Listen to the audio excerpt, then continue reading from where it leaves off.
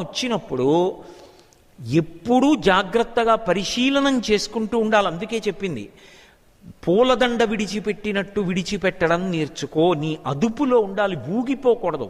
ఉత్తర క్షణం మళ్ళీ నువ్వు ఎలా ఉన్నావో అలా అయిపోగలిగితే నువ్వు కోపానికి వశుడు అయిపోలేదని గుర్తు. అలా కాకుండా ఊగిపోయారనుకోండి, మీరు కోపానికి వశుడైపోయాడని గుర్తు.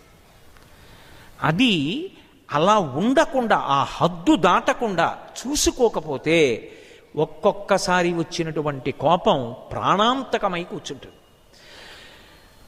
ఆ కోపము ఎన్ని ఉద్ధాన పతనాలు తీసుకొచ్చేస్తుందో జీవితంలో, ఎన్ని కష్టాలకి గురైపోవలసి ఉంటుందో. నిజంగా రామాయణంలో ఈ విషయాన్ని పరిశీలనం చేసినప్పుడు ఒక అద్భుతమూర్తి ఒక ఆయన ఉన్నారు, మహానుభావుడు.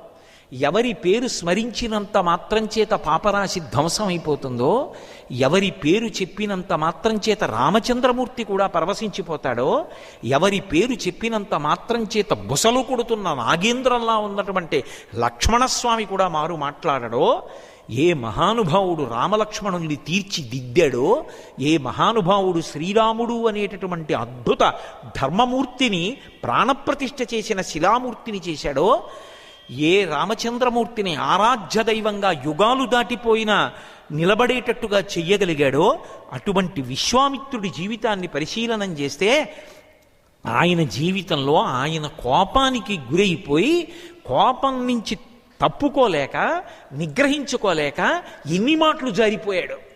అందుకే రామకృష్ణ పరమహంస అద్భుతమైన ఉపమానం చెప్తుండేవారు. పిల్లలు ఆడుకుంటుండేవారు కలకత్తాలో. వాళ్ళ మధ్యలోంచి ఒక ఉడుము ఒకటి వెళ్ళి ఓ పక్కన ఉన్న ఓ శిథిలమైపోయిన గోడ ఎక్కుతూ ఉండేది. ఆ బల్లి ఎక్కినట్టు ఎక్కుతుంది ఉడుము, దానికి అది లక్షణం. పిల్లలు చూశారు, ఈ ఉడుము రోజు టకటక గోడ ఎక్కేస్తుంటుంది, మళ్ళీ దిగొస్తూ ఉంటుంది, ఎప్పుడో ఆడుకుంటూ ఉంటుంది, మళ్ళీ వెడుతూ ఉంటుంది. ఇది ఇంత తొందరగా గోడ ఎక్కకుండా చేయాలంటే ఏం చేయాలని ఆలోచించారు. వాళ్ళు ఏం చేశారంటే ఓ పెద్ద రాయికో దానికి తాడు కట్టుకుని సిద్ధం చేసుకున్నారు. ఓ రోజు ఉడుము వచ్చింది, 10 మంది కలిసి ఉడుము నడ్డు ఉన్నారు.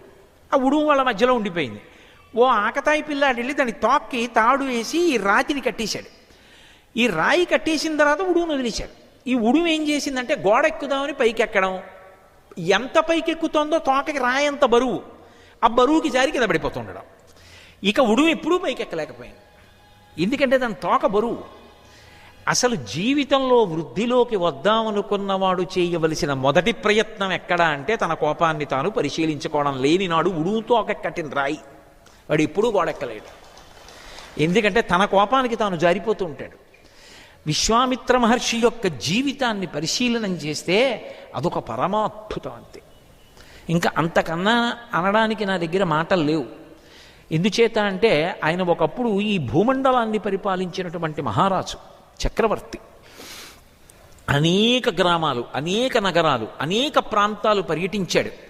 విశేషమైనటువంటి సైన్యంతో, మంత్రులతోటి, సేనాపతులతోటి వశిష్ఠ మహర్షి యొక్క ఆశ్రమం మీదుగా వెళ్ళిపోతున్నాడు. పక్కన వశిష్ఠ మహర్షి ఉన్నారు ఆశ్రమంలో. ఒక్కసారి ఆయన దర్శనం చేసి ఆయనకి నమస్కారం చేసి ఆయన ఆశీర్వచనం తీసుకుని వెడదాం. పెద్దల యొక్క ఆశీర్వచనం పొందడం చాలా మంచిది జీవితంలో. అందుకని వారి పట్ల వినయాన్ని ప్రయత్నపూర్వకంగా ప్రకటించాలి. వెళ్ళి వారికి నమస్కరించి ఆశీర్వచనం అందుకుంటాను. ఇప్పుడు ఇందులో ఏమైనా దోషభూయిష్టమైన ఆలోచన ఉందా? ఏమీ లేదు. ఆయన తిన్నగా ఆ వశిష్ఠ మహర్షి యొక్క ఆశ్రమంలోకి వెళ్ళాడు. వశిష్ఠుడు స్వాగతం పలికాడు, పాద్యమిచ్చాడు, ఆచమనీయం ఇచ్చాడు, కొన్ని మూలములనిచ్చాడు, కూర్చోపెట్టాడు, కుశలమడిగాడు. నువ్వు కుశలమా? నీ సైన్యం కుశలమా? నీ మంత్రులు కుశలమా? అందరూ సంతోషంగా ఉన్నారా? కీర్తిని ఆర్జిస్తున్నావా? నీ ధనాగారం నిండుగా ఉందా? ఎన్నో ప్రశ్నలు వేశాడు. అన్నిటికీ చాలా సంతోషించాడు. ధర్మం గురించి ఇద్దరూ కొంతసేపు చర్చించారు. చర్చించిన తర్వాత విశ్వామిత్రుడు లేచన్నాడు, నేను సెలవు తీసుకుంటున్నాను, మీ ఆదర బుద్ధి నా యందు ఎల్లకాలముల యందు ఇలాగే ఉంచండి అని అడిగాడు. వశిష్ఠ మహర్షి తన ధర్మం తాను పాటించారు. ఆయన అన్నారు, నువ్వు ఈ భూమిని ఏలుతున్న రాజువి, భోజనం చెయ్యవలసినటువంటి వేళలో వచ్చావు, నువ్వు నాకు అతిథివి. అతిథి సాక్షాత్తుగా నారాయణ స్వరూపుడు. అటువంటి అతిథి వస్తే నీకు నేను అతిథి సత్కారం చేయకుండా పంపకూడదు. కాబట్టి నేను నీతో పాటు ఉన్నటువంటి నీ పరివారానికి, ఇన్ని వేల మంది ఉన్నారు ఆ పరివారం, వాళ్ళకి, నీ గుర్రాలకి, నీ ఏనుగులకి అన్నిటికీ కూడా కావలసినటువంటి ఆహారాన్ని సమకూరుస్తాను. చక్కగా మీరందరూ కడుపు నిండా పదార్థాన్ని తీసుకుని వెళ్ళండి. విశ్వామిత్రుడు అన్నాడు, ఎందుకంత శ్రమ తీసుకుంటారు? మీరు ఆశ్రమవాసి, బ్రహ్మర్షి, మీ ఆశీర్వచనం నాకు చాలు, అంత ఇబ్బంది పడకండి, నాకు సెలవు ఇప్పించండి అన్నాడు. కాదు కాదు, మీరు ఆతిథ్యం తీసుకోవలసిందే అన్నారు. సరే, మీరు ఇంత నిగ్రహిస్తున్నారు కనుక మీరు ఎలా భావన చేస్తున్నారో అలాగే, తప్పకుండా నాకు ఆతిథ్యం ఇవ్వండి. పరివారానికి అంతటికీ ఇస్తా అన్నాడు కదా. మరి మధ్యాహ్నం అయిపోతుంది, వంటలు చెయ్యొద్దు, ఇన్ని వేల మందికి ఎప్పటికవుతుంది? చూస్తున్నాడు. వశిష్ఠుడు శబళ అని ఆయన దగ్గర కామధేను ఉంది. ఆ కామధేనువుని పిలిచాడు. శబళా అన్నాడు. కామధేను వచ్చి వీళ్ళందరికీ కావలసినటువంటి పదార్థములు, ఎవరెవరు ఏ ఏ పదార్థములను ఆరగిస్తారో, ఎవరికి ఏవిష్టమో అటువంటివన్నిటినీ కూడా సిద్ధం చెయ్యి అన్నాడు. నానా స్వాదు రసానాం చాషాఢబానాం తథైవచ భాజనాని సుపూర్ణాని గౌడాని చ సహస్రశః అన్నారు మహర్షి. పెద్ద పెద్ద వేడి అన్నపు రాసులు, పప్పు యొక్క రాసులు, కూరల రాసులు, నదీ ప్రవాహం అంతంత పులుసులు, చారులు, బెల్లంతో చేసినటువంటి అప్పాలు, రకరకాలైనటువంటి పళ్ళరసాలు, తినేవి, తాగేవి, నాకేవి, కురికేవి, అనేక రకములైనటువంటి పదార్థాలన్నీ కూడా పెద్ద పెద్ద పాత్రలతో తన సంకల్పము చేత సృజించింది కామధేనువు. ఎవరికి ఏమిష్టమో వాటిని సృజించేసింది. ఇప్పుడు అందరినీ కూర్చోబెట్టారు, వడ్డించేశారు. అందరూ కడుపు నిండా తిన్నారు. అబ్బా, ఏమి శబళ, ఏమి భోజనం పెట్టింది, ఎంత గొప్పగా ఆదరించాడు, నిమిషం ఆలస్యం లేకుండా అలా పెట్టారే.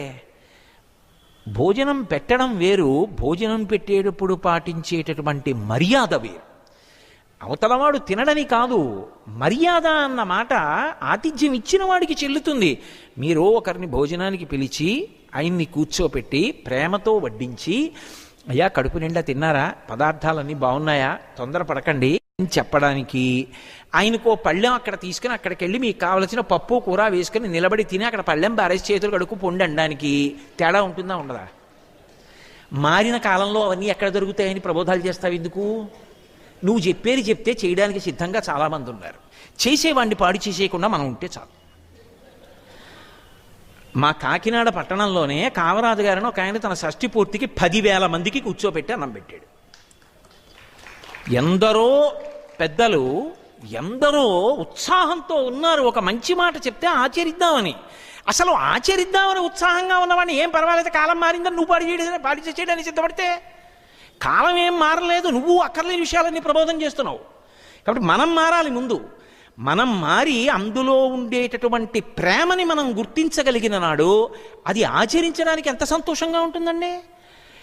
వేళ పట్టున వెళ్ళేటప్పటికి కూర్చోపెట్టి చక్కగా గబగబా వడ్డించి పరమ ప్రేమతో అన్నం పెట్టడం అనేటటువంటిది సంస్కారానికి పరాకాష్ట. అది అందరిలోనూ రమ్మంటే వస్తుందా? అదేం మాటలా? అది కొందరి ఎందుకు ప్రకాశిస్తుంది ఆ బుద్ధి. కాబట్టి ఎంత ప్రేమగా పెట్టాడు అన్నం, ఎంత అద్భుతమైనటువంటి పదార్థాలు పెట్టారు. పొంగిపోయారంతే వచ్చిన వాళ్ళందరూ, చాలా సంతోషించారు. అక్కడ వరకు అది ఆదరణీయమైనటువంటి విశేషం. బుద్ధి ఎందు దోషం వస్తే దానికి పెట్టినవాడికి తప్పు కాదు. ఇప్పుడు విశ్వామిత్రుడి ఎందొక ఆలోచన వచ్చింది. అబ్బా, ఎంత గొప్ప వస్తువు ఉంది ఈ మహర్షి దగ్గర. పేరుకి రాజుని నా దగ్గర లేదు ఈ శబళ, ఈ కామధేనువు విశ్వామిత్రుడి దగ్గర ఉంది. ఈ శబళని నేను తీసుకెడితే ఎంత బాగుంటుంది అనుకున్నాడు. అనుకుని వశిష్ఠ మహర్షిని అడిగాడు, ఈ శబళని నాకు ఇచ్చేయండి, నేను తీసుకెడతాను అన్నాడు. అంటే ఆయన అన్నాడు, వశిష్ఠ మహర్షి, ఇది నీకు ఇచ్చేయడం సాధ్యమయ్యే విషయం కాదు. ఎందుకు కాదు అంటే, దీనిని బట్టి నాకు సంబంధించిన అనేకమైన విషయములు అనుసంధానమై ఉన్నాయి. దీని యందు నా స్వాహాకారం ఉన్నది, హవ్యమున్నది, కవ్యమున్నది, ప్రాణయాత్ర ఉన్నది, భూతబలి ఉన్నది, స్వాధ్యాయం ఉన్నది, నా ప్రాణయాత్ర ఉన్నది. కాబట్టి ఎలా ఇస్తాను? నా ఆశ్రమమే అది, నేనే అది, అందుకని ఇవ్వలేను. స్వాహాకారము అంటే హవ్యము అన్న మాటకు అర్థం ఏంటంటే దేవతలకి అన్నాన్ని ఇవ్వడం. యజ్ఞం చేసి అగ్నిముఖంగా స్వాహా అంటూ దేవతలకి హవిస్సునిస్తారు. కాబట్టి అలా దేవతలకి హవిస్సుని ఇవ్వడాన్ని యజ్ఞం చేసి ఇచ్చాడు అంటారు. దానికి ఏది ఆధారం? ఆవే. గోబ్రాహ్మణిభ్య శుభమస్తు నిత్యం లోకా సమస్తా సుఖినో భవంతు అంటే గోవు మీద బ్రాహ్మణుల మీద పక్షపాతంతో చెప్పారని కాదు దాని అర్థం. బ్రాహ్మణుడు ఉన్నాడు, మంత్రభాగం నేర్చుకున్నాడు. ఆ మంత్రభాగాన్ని స్వరంతో చెప్పి దేవతలని పిలిచి దేవతల యొక్క అనుగ్రహాన్ని యజమానికి కట్టపెట్టి యజమాని యొక్క కోరిక తీర్చడానికి కారణమవుతాడు. దశరథ మహారాజు గారికి కొడుకులు లేరు. ఋష్యశృంగుడు ఆధ్వర్యం వహించి యజ్ఞం చేయించి పుత్రకామేష్టి చేయించి అశ్వమేధయాగం చేయించి దశరథుడికి ఉత్తమ సంతానం కలిగేటట్టుగా చేశాడు. మంత్రభాగం వచ్చు. కానీ యజ్ఞం చెయ్యాలంటే ఆవు లేదనుకోండి, ఎలా చేస్తారు? అసలు ఆ భూమిని శుద్ధి చెయ్యాలి. గోమయం వినా మార్గం లేదు. గోమయంతోనే అలకాలి. యజ్ఞం చెయ్యాలి, ఆవు పాలు ఉండాలి. యజ్ఞం చెయ్యాలి, ఆవు నెయ్యి ఉండాలి. యజ్ఞం చెయ్యాలి, గోమయంతో చేసిన 4 పిడకలు ఉండాలి.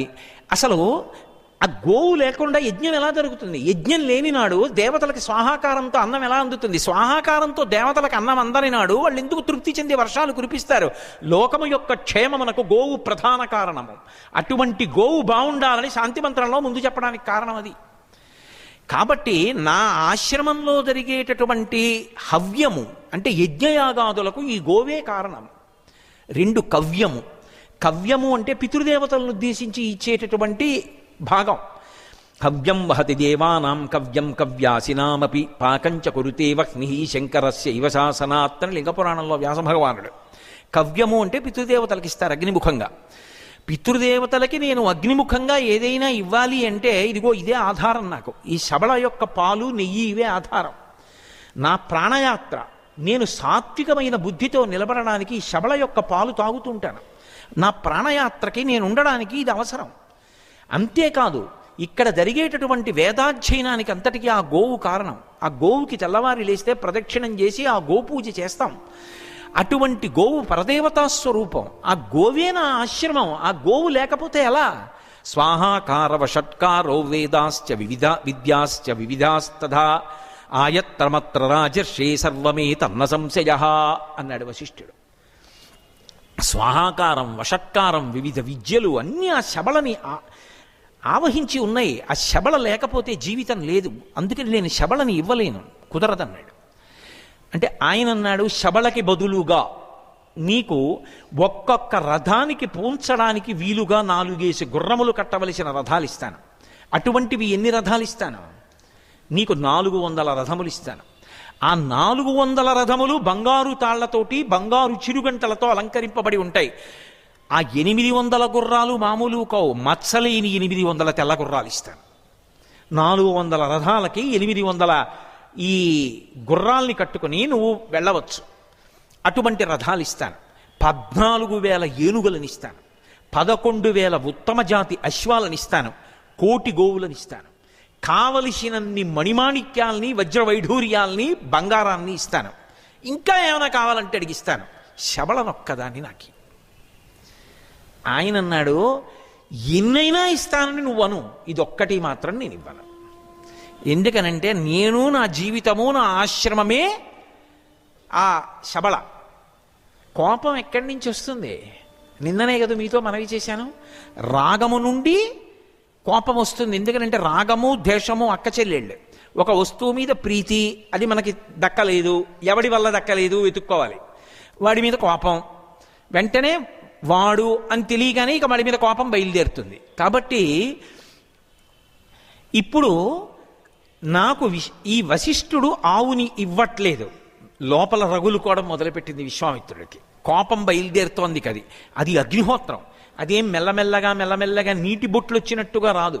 వచ్చిందా అగ్ని జ్వాల వచ్చినట్లు లేచిపోతుంది పైకి. అందుకే నదీ ప్రవాహంతో పోల్చింది తార. నది యొక్క వరదతో పోల్చింది. ఒక్కసారి పాము పడగెత్తి లేచినట్టు పైన లోపల క్రోధం లేచింది. లేచి ఇప్పుడు అన్నాడు, నేను వశిష్ఠ మహర్షి మీతో ఒక మాట చెప్పాలనుకుంటున్నాను, జాగ్రత్తగా వినండి. రత్నం మీ భగవన్నీ తత్ రత్నహారీ చ పార్థివా తస్మాన్నే శబళాం దేహి మమైషా ధర్మతో ద్విజా అన్నాడు. ఈ లోకంలో రాజుకి ఒక పేరుంది. ఏమిటి అంటే ఆయన రత్నహారి. ఎందుకంటే లోకంలో ఎక్కడ అమూల్యమైన రత్నము దొరికినా, అది ఎవరింట్లో దొరికినా అది ప్రభువుకే చెందుతుంది. ఏదో మా ఇంట్లో అకస్మాత్తుగా నేను ఏదో ఇంకో గది వేసుకుందామని పునాది తీస్తుంటే ఓ వజ్రాల పాత్రలు 2 దొరికాయి అనుకోండి, మా ఇంట్లో దొరికాయండి అంటే కుదరదు, అది ప్రభుత్వానికే చెందుతుంది. ఎక్కడ అమూల్యమైన వస్తువు ఉన్నది ప్రభుత్వానిదే. అందుకే రత్నహారీ చ పార్థివా, ప్రభువు రత్నములను తీసుకుంటాడు, అవి ప్రభువుకి చెందుతాయి. అమూల్యమైనదైతే రత్నం అని పిలుస్తారు. ఈ శబళ అమూల్యమైనది, అందుకని ఇది రత్నం. మమైష ధర్మతో ద్విజ, అందుకని ధార్మికంగా ఆలోచిస్తే ఎవరికి చెందుతుంది? నాకు చెందుతుంది. నువ్వు నాకు ఇవ్వడం ఏమిటి? అడిగానంతే, ఓ మర్యాద కోసం అడిగా ఇమ్మని.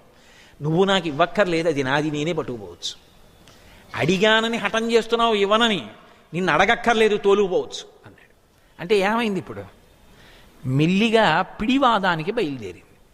కోపం వచ్చేసింది అనుకోండి, తను ఏమనుకుంటున్నాడో దాన్నే సమర్థించి మాట్లాడతాడు. అది పరమ ప్రమాదకర లక్షణం అండి జీవితంలో. అమ్మ బాబోయ్, అది అలవాటు అయిపోయింది అనుకోండి జీవితంలో, అంతకన్నా ప్రమాదహేతు ఇంకోటి ఉండదు. ఏమయ్యా అలా గుద్దేశావేమయ్యా అన్నారనుకోండి, చిన్నపిల్లాడు సైకిల్తో గుద్దేస్తే వాడు వెంటనే తాతగారు క్షమించండి పొరపాటు అయిపోయింది అని ఒక మాట అంటే వాడు జీవితంలో వృద్ధిలోకి వస్తాడు. ఏం మీరు చూసుకోక్కర్లేదా అన్నాడు అనుకోండి, వాడు రావణుడు అవుతాడని గుర్తు. పొరపాటు జరిగినప్పుడు క్షమించండి అనగలగడం నాగరికత, సంస్కృతి, వృద్ధిలోకి వచ్చేటటువంటి లక్షణం. దాన్ని రకరకాల మాటలతో, అభూత కల్పనలతో సమర్థించుకునే ప్రయత్నం చెయ్యడం రాక్షస బుద్ధి, రావణ బుద్ధి. సుందరకాండలో కనబడుతుంది రావణ బుద్ధి అంటే ఏమిటో. కాబట్టి ఇప్పుడు విశ్వామిత్రుడు పిడివాదం బయలుదేరదీశాడు. ఇది రత్నంతో సమానం కాబట్టి ఇది నాకు చెందుతుంది, అసలు నిన్ను అడగవలసిన పని ఏమిటి, నేనే తీసుకెళ్ళిపోవచ్చు దీన్ని.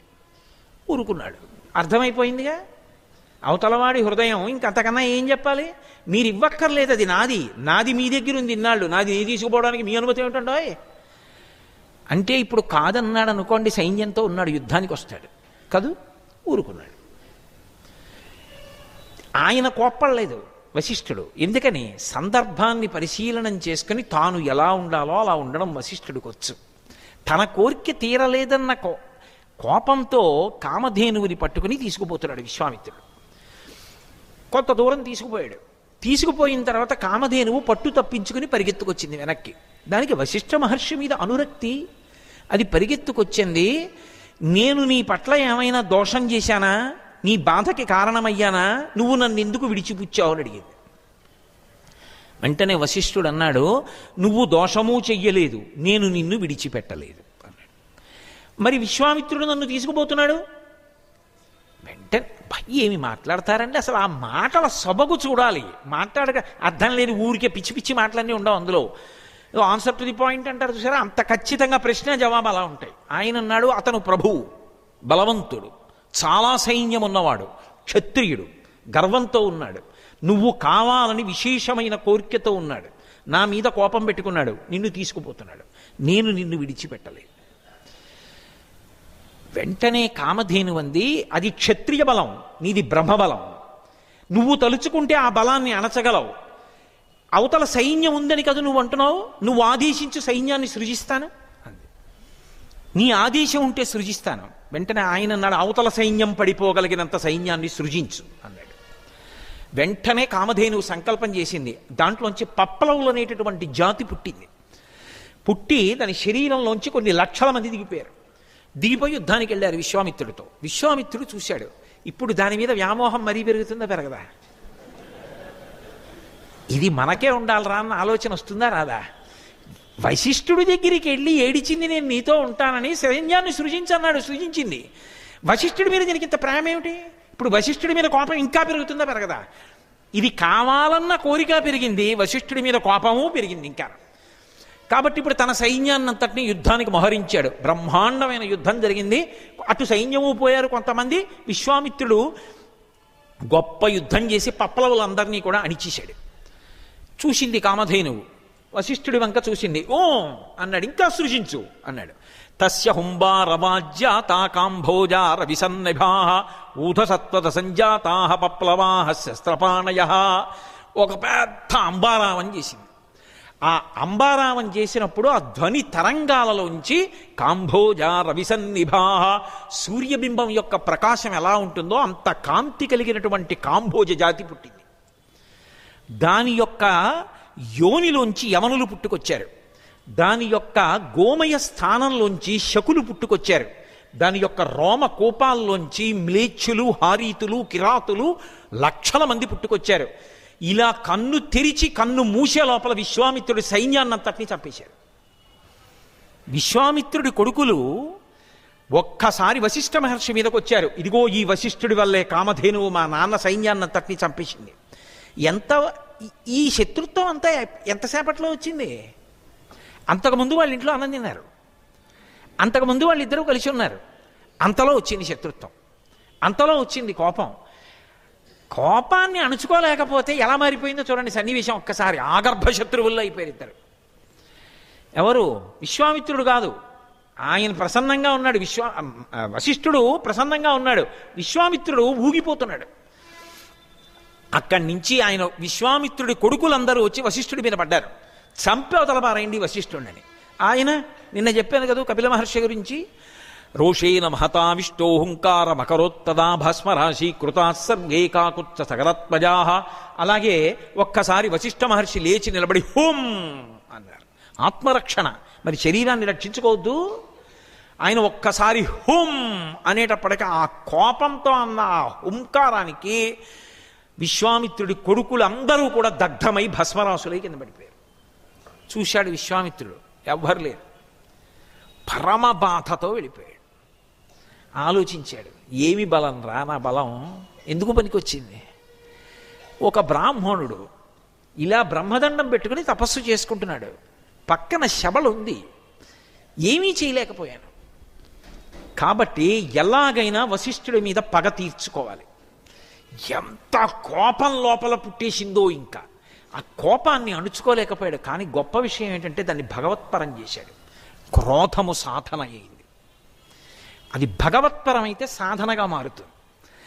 అది నేను ఎలాగైనా వశిష్ఠ మహర్షి యొక్క అంతం చూడాలి, పడగొట్టాలంటే వశిష్ఠుణ్ణి పడగొట్టాలంటే నాకు ఎంత అస్త్ర సంపద కావాలి. ఇప్పుడు నేను ఎవరిని వెళ్ళి సేవించి ఇవన్నీ తెచ్చుకుంటాను? ఇలా కాదు, నేను పరమేశ్వరుడి గురించి తపస్సు చేస్తానన్నాడు. తిన్నగా ఉత్తర దిక్కుకి వెళ్ళిపోయాడు, హిమాలయ పర్వతాల మీద కూర్చున్నాడు. పరమశివుడి గురించి ఘోరమైన తపస్సు చేశాడు. పరమశివుడు సాకారంగా ప్రత్యక్షమయ్యాడు. నిజంగా అదృష్టవంతుడు కదండి. ఒక్క మాట, నీ చరణారవిందముల యందు చెక్కు చెదరని భక్తి కలగుగాక అనుంటే ఏమో ఏమయ్యుండేదో రామాయణం. నాకు మోక్షము సంగు ఏమయ్యుండేదో రామాయణం. ఆయన ఒక విచిత్రమైన విషయం కోరాడు. నీ తపస్సు చేత నేను ప్రీతి చెందాను, నీకేం కావాలన్నాడు శివుడు విశ్వామిత్రుడిని. ఆయన అన్నాడు, యది తుష్టో మహాదేవా ధనుర్వేదో మమానఘ సాంగో పాంగో ఉపనిషద సరహస్య ప్రదీయతాం అన్నాడు. నిజంగా నువ్వు నేను చేసిన తపస్సు చేత ప్రీతి చెందినవాడవైతే ధనుర్వేదమంతా నాకు ప్రకాశించుగాక. ఋషుల దగ్గర, రాక్షసుల దగ్గర, దానవుల దగ్గర, ఇతరుల దగ్గర ఎన్ని అస్త్రాలున్నాయో ఆ అస్త్రాలన్నీ కూడా సాంగోపాంగంగా నాకు ఉపదేశం అయిపోవాలి, అవి నాకు వశవర్తులైపోవాలి, నన్ను అలా అనుగ్రహించు. ఎందుకు ఇవన్నీ? వశిష్ఠుడి మీద వేస్తాడు వెళ్ళి. అందుకు ఇంత తపస్సు చేసి పరమశివుణ్ణి అడిగింది ఇది. ఆయన అన్నాడు, తథాస్తు, నీకు ప్రకాశించాయి అన్నాడు. అంతే, గబగబా వచ్చేసాడు వశిష్ఠుడి ఆశ్రమానికి. 5 నిమిషాలు ఆగలేదు, తిన్నగా వచ్చాడు. కనీసం పిలవలేదు వశిష్ఠుడిని. నువ్వు ఆ రోజు నన్ను ఓడించావు కదూ, ఇప్పుడు నేను సర్వాస్త్రముల సంపన్నుణ్ణి, చూడు నేను ఏం చేస్తాను అనలేదు. వదిలిపెట్టడం మొదలుపెట్టాడు అంతే అస్త్రాలు. ఒకటా రెండా?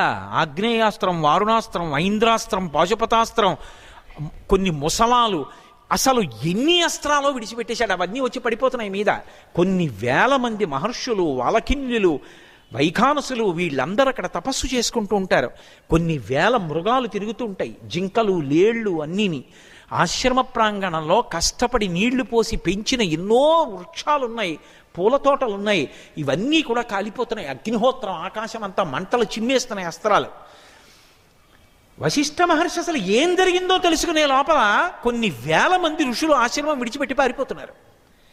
ఆయన లేచి నిలబడి పిలుస్తున్నాడు, నేను కాపాడతాను రా ఆశ్రమాన్ని, ఆగండి ఆగండి అంటున్నాడు. ఎవడూ నిలబడలేదు, వెళ్ళిపోతున్నారు. చూశాడు వశిష్ఠుడు, ఇంత కష్టపడి కన్న బిడ్డని పెంచినట్టు పెంచాను ఆశ్రమాన్ని, నీ కోపానికి ఆహుతి చేసేశావు. ఇంతమంది ఋషులు పడిపోయేటట్టున్నారు, నీ యొక్క పొగరు అణుస్తానన్నాడు. ఆయన కోపం చెందలేదు. లేచి నిలబడి తన బ్రహ్మదండాన్ని ఇలా పెట్టాడు. తను తపస్సు చేసుకునేటటువంటి చెయ్యి పెట్టుకునే బ్రహ్మదండాన్ని ఎత్తి ఇలా పెట్టాడు. అది వేసిన అస్త్రాలన్నిటినీ పుచ్చేసుకుంటోంది, తను తీసేసుకుంటోంది. ఒక్క అస్త్రం పనిచేయట్లేదు, ఒక్క అస్త్రం ఎవరిని చంపట్లేదు. ఎలా ఉంటుంది విశ్వామిత్రుడికి? ఇప్పుడు దీప్తమగ్ని వివాంభస యథోరగస్త్వచం జీర్ణాం స వై పురుషముచ్యతే. అందుకు కాదు సుందరకాండలో హనుమన్నారు, పావు కుబుసం విడిచిపెట్టినట్టన్నా విడిచిపెట్టాలి, తార చెప్పినట్టు పూలదండలాగైనా వదిలిపెట్టాలి, అథవా అగ్నిహోత్రం మీద నీళ్లు పోసినట్టయినా పరిశీలించుకోవాలి, ఓర్పన్నా పట్టాలి, పెద్దల మాటన్నా వినాలి, తనన్నా పరిశీలించుకోవాలి. ఏమీ లేదు. తను ఇంత కష్టపడి తపస్సు చేశాడు, ఇన్ని అస్త్రాలు తెలుసుకున్నాడు. అది కూడా శివుణ్ణి ఉపదేశం చేయమని కూడా అడగలేదు. ఆలస్యం అయిపోతుందని నాకు ప్రకాశం చేయాలన్నాడు, ఇచ్చేశానన్నాడు, పరిగెత్తుకొచ్చి వేసేశాడు. ఈయన ఇలా బ్రహ్మదండం పట్టుకుని నించున్నాడు, అన్నీ అందులో వెళ్ళిపోయి. ఎలా ఉంటుంది విశ్వామిత్రుడి పరిస్థితి? మరింత అగ్నిహోత్రం రగిలిపోయింది. ఇక యుక్తాయుక్త విచక్షణ విడిచిపెట్టేశాడు. ఇక ఆలస్యం చేసి ఉపయోగం లేదు, బ్రహ్మాస్త్ర ప్రయోగం చేసేశాడు. బ్రహ్మాస్త్రం ఎప్పుడైతే ప్రయోగించాడో లోకాలన్నీ గడగడలాడిపోయి, అస్త్ర ప్రభావం అటువంటిది. వశిష్ఠ మహర్షి తెలుసుకున్నారు బ్రహ్మాస్త్ర ప్రయోగం జరిగిందని. వెంటనే ఆయన లేచి నిలబడ్డారు. లేచి నిలబడితే ఆయన రోమ కోపాల్లోంచి వచ్చినటువంటి ధూమంతో యమదండం పట్టుకు నిలబడ్డాడా అన్నట్టుగా ఆయన బ్రహ్మదండం పట్టుకు నిలబడితే దుర్నిరీక్షుడై అంతటి తేజోమూర్తిగా నిలబడ్డాడు. నిలబడితే ఆ బ్రహ్మాస్త్రాన్ని కూడా బ్రహ్మదండం పుచ్చేసుకుంది. బ్రహ్మాస్త్రం కూడా విఫలమైపోయింది. ఏమీ చేయలేదు వశిష్ఠుడిని, ఆయన హాయిగా అలాగే ఉన్నాడు. ఇది కోపానికి ఉండేటటువంటి ప్రమాదం. ఇప్పుడు నేను నిద్రపోతున్నాను అనుకోండి, మీరు వచ్చి కోటేశ్వరారు మీరు ధూర్తులు, మీరు అలాంటివారు, మీరు ఇలాంటివారు అని తెగ తిట్టేసి వెళ్ళిపోయారు అనుకోండి, నాకేమైనా నా మీద ప్రభావం ఏమైనా ఉంటుందా? నేను నిద్రపోతున్నాను, నాకు ఎలా తెలుస్తే అసలు మీరు తిట్టారని? పొద్దున్న లేచి అంతే సంతోషంగానే మిమ్మల్ని పలకరిస్తారు. ఒకవేళ నిద్రపోతున్నవాడు ఎలా పుచ్చుకోడో అలాగే నేను జాగృతిలో ఉండగా లేచి ఉన్నప్పుడు కూడా మీరు తిట్టారనుకోండి, నేను చక్కగా చిరునవ్వు నవ్వి సీతారామచంద్రమూర్తి పరబ్రహ్మార్పణమస్తు అన్నాను అనుకోండి, మీకు ఎలా ఉంటుంది? ఏం మనిషివా దున్నపోతువా, ఇన్ని తిడితే సీతారామచంద్రమూర్తి పరబ్రహ్మార్పణమస్తు అంటే ఏంటి? పుచ్చుకోవలసిన వాడు పుచ్చుకోలేదు అనుకోండి, మీరు కోప్పడ్డప్పుడు పాడయ్యేది కోప్పడ్డవాడేమో కానీ మీరు ఎవరి మీద కోప్పడ్డారో వాడు పాడైపోయాడు అనుకోవడం భ్రమ. వాడు పుచ్చుకుంటే కదా వాడు పాడవడానికి, వాడు ఏమీ పుచ్చుకోలేదు. వాడు అవన్నీ ఈశ్వరుడికి అర్పించాడు. ఈశ్వర వీటిని మీరు పరిశీలించండి అన్నాడు. ఇప్పుడు అందులో దోషం ఉంటే తనని దిద్దుతాడు, దోషం లేకపోతే వాడిని దిద్దుతాడు కదూ. కాబట్టి ఇప్పుడు విశ్వామిత్రుడు ఏమీ జంకలేదు, బ్రహ్మదండం ఎత్తి పట్టుకున్నాడు అంతే. ఎలా ఉంటుంది? వశిష్ఠుడు బ్రహ్మదండాన్ని ఎత్తి పట్టుకుంటే విశ్వామిత్రుడికి ఎంత కోపంగా ఉంటుంది. ఇప్పుడు చూశాడు, ఇక ఎన్ని అస్త్రాలు ఉన్నాయో తన దగ్గర అన్నీ వేసేశాడు, ఏమీ చేయలేకపోయాడు వశిష్ఠుడు. ఎలా పడ్డాయో వాల్మీకి మహర్షికి ఆ మాటలు. ఆయన అన్నాడు, దిగ్బలం క్షత్రియ బలం బ్రహ్మతేజో బలం బలం ఏకేన బ్రహ్మదండేన సర్వాస్త్రాణి హతానివి. దిక్కుమాలిన క్షత్రియ బలం ఎందుకు రైది అన్నాడు. దిగ్బలం క్షత్రియ బలం ఎందుకు పనికొచ్చింది? ఇన్ని అస్త్రాలు వేశాను. ఏకేన బ్రహ్మదండేన సర్వాస్త్రాణి హతానమి, ఒక్క బ్రహ్మదండం పట్టుకుని అన్ని అస్త్రాలు గుచ్చేసుకున్నాడు. లాభం లేదు. వశిష్ఠుణ్ణి పడగొట్టాలంటే తపస్సు ఒక్కటే సాధన. అపారమైన తపస్సు చేసి నేను కూడా బ్రహ్మర్షిని అయిపోవాలి. అప్పుడు బ్రహ్మర్షి వర్సెస్ బ్రహ్మర్షి తాడో పేడో తేలిపోదు. ఆయన బ్రహ్మర్షి కదూ, అందుకు కదూ పడగొట్టలేకపోతున్నాను. అందుకని దిగ్బలం క్షత్రియ బలం బ్రహ్మతేజో బలం బలం, అందుకని తపస్సు చేస్తాను. తపస్సు వల్ల మాత్రమే ఆ బ్రహ్మణ్యాన్ని పొందాలి నేను. అందుకని తిన్నగా ఇప్పుడు ఉత్తర దిక్కు విడిచిపెట్టేశాడు. ఉత్తర దిక్కుకి వెళ్ళి పరమశివుడి గురించి తపస్సు చేసి తీసుకొచ్చిన అస్త్రాలు ఎందుకు పనికొచ్చాయి? అందుకని మళ్ళీ ఎందుకో అటే వెళ్ళాలంటే ఇచ్చకించలేరు. చూడండి, ఇప్పుడు తన సాధనలో ఏదో పొరపాటు ఉంటుంది. ఆ ఇంట్లో నాకు అచ్చి రాలేదండి అంటాడు. ఇంకా విచిత్రం ఏంటంటే, నాకు ఆ రంగు బట్ట అచ్చి రాలేదండి. బట్ట రంగు ఏం చేస్తుందండి? బుద్ధి బాగుండాలి కానీ. కాబట్టి ఇప్పుడు దక్షిణ దిక్కు వదిలిపెట్టి ఉత్తర దిక్కుకి వెళ్ళాడు. దక్షిణానికి వ్యతిరేకం ఉత్తరం కదా, అందుకని ఉత్తర దిక్కుకి వెళ్ళాడు. ఉత్తర దిక్కుకి వెళ్ళి మళ్ళీ ఘోరమైనటువంటి తపస్సు చేస్తానని సంకల్పం చేసుకుని కూర్చున్నాడు. ఆయన సంకల్పంలో దోషం లేదు. నేను విశ్వామిత్రుడిని ఎంత మాత్రం చిన్నపుచ్చట్లేదని మీరు బాగా జ్ఞాపకం పెట్టుకుని వినాలి. ఎందుకంటే విశ్వామిత్రుడు అన్న పేరు విన్నంత మాత్రం చేత నేల మీద పడి నమస్కారం చేసే వాళ్ళలో నేను ఒకడిని. నాకు అంత పరమభక్తి ఆయనంటే, అంత గౌరవం ఆయనంటే. కానీ ఆయన జీవితం నుంచి మనం తెలుసుకోవలసిన విషయంగా మాత్రమే చెప్తున్నాను తప్ప ఋషి ధిక్కారం కానీ ఋషిని చిన్నపుచ్చడం కానీ నా ప్రవచనము యొక్క ప్రయోజనము కానే కాదు అని మీరు గుర్తించాలి. అసలు నేను నా జీవితంలో ఎన్నడూ అటువంటి సాహసాలు చెయ్యను. అది నా లక్ష్యం కానే కాదు. అటువంటి తప్పుడు పనులు చేయడానికి నేను వేదికల మీద కూర్చోను. నా ఉద్దేశ్యం వల్ల ఆయన జీవితంలోంచి మనం గ్రహించవలసిన విషయాన్ని చెప్పడం అంతవరకే. ఇప్పుడు దక్షిణ దిక్కుకి వెళ్ళి తపస్సు మొదలుపెట్టాడు. ఆ తపస్సు చేస్తుండగా ఒక చిత్రం జరిగింది. త్రిశంకువు అని ఇక్ష్వాకు వంశంలో పుట్టినటువంటి ఒక మహారాజు. ఆ త్రిశంకువు బయలుదేరి తిన్నగా వశిష్ఠ మహర్షి దగ్గరికి వెళ్ళాడు. ఎందుకంటే కులగురువు, ఆ ఇక్ష్వాకు వంశానికి అంతటికీ గురువు వశిష్ఠుడు. వశిష్ఠుడి దగ్గరికి వెళ్ళాడు. వెళ్ళి వశిష్ఠుడితో మనవి చేశాడు. అయ్యా, నాకు మీరు ఒక ఉపకారం చేయాలి. ఏం చెయ్యాలని అడిగాడు. సశరీరంగా నేను స్వర్గలోకానికి వెళ్ళాలనుకుంటున్నాను, అందుకు నన్ను శరీరంతో స్వర్గానికి పంపండి. వశిష్ఠుడు అన్నాడు, అది సాధ్యం కాదు. సశరీరంగా స్వర్గానికి పంపడం అన్నది సాధ్యమయ్యే విషయం కాదు.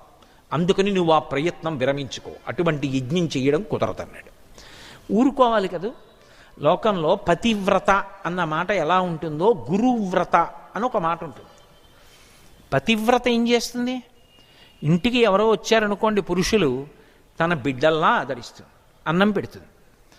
ఆమె మరిది గారు వస్తే అన్నం పెడుతుంది, బావగారు వస్తే అన్నం పెడుతుంది, మామగారు వస్తే అన్నం పెడుతుంది, అతిథి వస్తే అన్నం పెడుతుంది, అభ్యాగతి వస్తే అన్నం పెడుతుంది. అతిథి అంటే మనం పిలిస్తే వచ్చినవాడు, అభ్యాగతి అంటే మనం పిలవకుండా భోజనం వేళటికి వచ్చినవాడు. అతిథి అభ్యాగతికి తేడా. అభ్యాగతి స్వయం విష్ణువు, విష్ణువే అభ్యాగతిగా వస్తాడు. ఎవరు వచ్చినా అన్నం పెడుతుంటుంది. ఎవరి కోసం పెడుతుంటుంది అన్నం? ఇలా నేను అన్నం పెట్టనన్నాడు నా భర్త యొక్క కీర్తి ఎక్కడ నిలబడుతుంది? అది చాలా ఉదాత్తమైన లక్షణం. అది పతివ్రత యొక్క లక్షణం. ఇవాళ మధ్యాహ్నం నాకు భోజనం పెడుతూ మా తల్లి వీరభద్రరావు భార్య నాతో మాట అంది. నేను ఇంటికి వచ్చిన అతిథులకి సంతోషంగా ప్రేమగా వడ్డించలేకపోతే ఆయన కీర్తి ఎలా నిలబడుతుందండి అంది. అబ్బా, ఎంత మాట అన్నారమ్మా తల్లి. ఈ మాటకి నేను చీకడుక్కున్న తర్వాత మీ కాళ్ళకోసారి నా తల తాటించి నమస్కరించాలమ్మా అనుకున్నాను. పతివ్రత ఎంతమందినైనా ఆదరిస్తుంది, కానీ భర్త యొక్క కీర్తికి పట్టాభిషేకం చేస్తుంది. ఒక శిష్యుడు కూడా అంతే. పతివ్రత అన్న మాట ఎలా ఉంటుందో గురువ్రత అని ఒక మాట. గురువ్రత అంటే తనకి పరమ పూజనీయుడిగా, తన జీవితానికి ఉద్ధారకుడిగా ఎవరిని భావిస్తాడో ఆయన తనకి సర్వస్వం. లోకంలో మిగిలిన గురువులు ఉంటారు. గురువులు ఒక్కడే ఎందుకుంటాడండి? లోకంలో ఎందరో మహాపురుషులు ఉంటారు. ఆ మహాపురుషులు చెప్పిన విషయాలు కూడా ఉంటాయి. వాటన్నింటినీ కూడా స్వీకరిస్తాడు. వాళ్ళందరి యొక్క గొప్పతనాన్ని వర్ణిస్తాడు. వాళ్ళ యొక్క లీలలలో ఉన్నటువంటి వైభవాన్ని ప్రస్తుతి చేస్తాడు. ఇతరులను శ్లాఘిస్తాడు. పతివ్రత ఇంటికొచ్చిన వారికి అందరికీ అన్నం పెట్టినా పతి యొక్క వైభవం కోసం వాళ్ళందరికీ అన్నం పెట్టినట్టు ఆమె ఆయన యందు పతిని చూస్తుంది, మిగిలిన వాళ్ళ యందు బిడ్డల్ని చూస్తుంది. అలాగే గురువ్రత అన్న మాటలో గురువు గారు అన్నిటికన్నా గొప్పవాడు. మిగిలిన వాళ్ళని, వాళ్ళు గురువులు, మహానుభావులు, వాళ్ళు చెప్పిన మాటల్ని కూడా వింటాడు. అందుకే పతివ్రత అలాగే గురువ్రత. అలా జీవితం గడిపి ఔదార్యంతో బతికి భగవంతుణ్ణి చేరుకుంటున్న పెద్దలు ఉంటారు. కాబట్టి ఇప్పుడు వశిష్ఠుడు ఎప్పుడైతే నిన్ను నేను యజ్ఞం చేసి సశరీరంగా స్వర్గానికి పంపడం కుదరదన్నాడో, త్రిశంకువు వశిష్ఠుడి యొక్క పుత్రుల దగ్గరికి వెళ్ళాడు. వశిష్ఠుడికి 9 పుత్రులు. వాళ్ళ దగ్గరికి వెళ్ళి, నేను మీ నాన్నగారిని ఆశ్రయించాను, ఇక్ష్వాకు వంశానికి కులగురువు వశిష్ఠుడు, మీరు గురుపుత్రులు, గురువుకి గురుపుత్రులకి అభేదం, మీరు నాకు పుత్రరూపంలో ఉన్న వశిష్ఠుడు. మీ నాన్నగారిని అడిగాను నన్ను సశరీరంగా పంపమని యజ్ఞం చేసి స్వర్గానికి, ఆయన కుదరదన్నారు. నేను మిమ్మల్ని తప్ప ఎవరిని అడుగుతాను? మీ నాన్నగారు కాదన్న పని మీరు చేసి పెట్టండి, మీరు పంపించండి యజ్ఞం చేసి నన్ను సశరీరంగా స్వర్గానికి అన్నారు. వాళ్ళన్నారు, గురువు చెప్పిన మాట కాదని మా దగ్గరికి వచ్చి మంచి మాట తెలుసుకుందాం అనుకుంటే వేరు, గురువు కాదన్న మాట మా తయచ చేయించుకుందామని ఎలా అనుకున్నావు? వశిష్ఠుడు చెయ్యను అన్న పని మేము చేస్తామా? వశిష్ఠపుత్రులం అయ్యుండి గురువు చెయ్యవద్దు అన్న పని మా చేత చేయించు అని అడగడానికి వచ్చావు అంటే నువ్వు గాడి తప్పావు. కాబట్టి నిన్ను శపించి నీ బుద్ధిని సక్రమంగా ఉండేట్టు చెయ్యాలి. అందుకని నీకు శాపవాక్కిస్తున్నావు. దీని వలన నువ్వు రాజ్యభ్రంశాన్ని పొందుతావు. ఉత్తమ కర్మలు ఆచరించడానికి వీలు లేని స్థితిని పొందుతావు. అలా అయిపోతుంది నీ జన్మ. తెల్లవారేటప్పటికి రాజు నల్లటి రూపాన్ని పొంది శ్మశానంలో ఉండేటటువంటి అనేకమైనటువంటి విషయాలు తన మెడలో హారములుగా పడిపోయాయి. పుర్రెలు ఎముకలు అన్నీని అయిపోయి ఒంటి మీద ఉండవలసిన బంగారు ఆభరణాలన్నీ ఇనుప ఆభరణాలు అయిపోయాయి. అయిపోయేటప్పటికి చుట్టూ ఉన్న మంత్రులు సేనానులు చూసి భయపడి మహారాజు ఇలా అయిపోయాడని దూరంగా పారిపోయారు. రాజ్యం విడిచిపెట్టేసి త్రిశంకువు బాధతో వెళ్ళిపోతున్నాడు. వెళ్ళిపోతుంటే విశ్వామిత్రుడు కనబడ్డాడు. ఆ విశ్వామిత్రుడి దగ్గరికి వెళ్ళాడు. ఎందుకని? ఉత్తర దిక్కు విడిచిపెట్టి దక్షిణ దిక్కుకి వెళ్ళి తపస్సు చేస్తున్నాడు కదా. వెళ్ళి తిన్నగా కాళ్ళ మీద పడ్డాడు. త్రిశంకువుని వశిష్ఠుడు ఆదరించలేదని, వశిష్ఠ పుత్రులు ఆదరించలేదని విశ్వామిత్రుడికి తెలుసు. అతను తన దగ్గరికి వచ్చాడు. ఇప్పుడు వశిష్ఠుడి మీద కడుపులో కోపం ఉంది కదా, తన ఆదరించాలి. అప్పుడు వశిష్ఠుడు చేయలేని పంతం చేసినట్టు కదా. అది వశిష్ఠుడు చెయ్యని పని జోలికి మనకెందుకు రానాలంటే ఆధారబుద్ధి ఉండాలి, పరిశీలనాత్మకంగా చూడాలి. కోపం ఉంది కదూ, అప్పుడు ఆయన చేయలేదు కాబట్టి నేను చేస్తాను. వెంటనే అన్నాడు, ఓ త్రిశంకు, నువ్వు ఇక్ష్వాకు వంశంలో ప్రభవించావు, ధర్మాత్ముడవు, ఏమి ఇలా అయిపోయావు అని అడిగాడు. కథ అంతా చెప్పాడు. చెప్పి నన్ను సశరీరంతో స్వర్గానికి పంపించగలిగినటువంటి సమర్థులు మీరే, ఎలాగైనా నన్ను పంపించాలి. ఇప్పుడు విశ్వామిత్రుడు అయితే వెంటనే యజ్ఞం మొదలు పెడతాను అనలేదు. తన శిష్యుల్ని పిలిచాడు.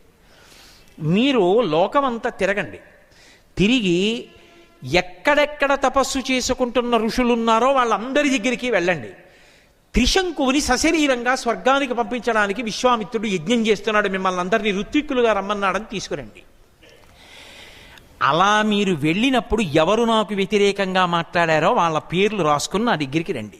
వాళ్ళు ఏమన్నారో కూడా నాకు చెప్పండి అన్నాడు. ఎవరంటారో తనకు అనుమానం తెలుసు.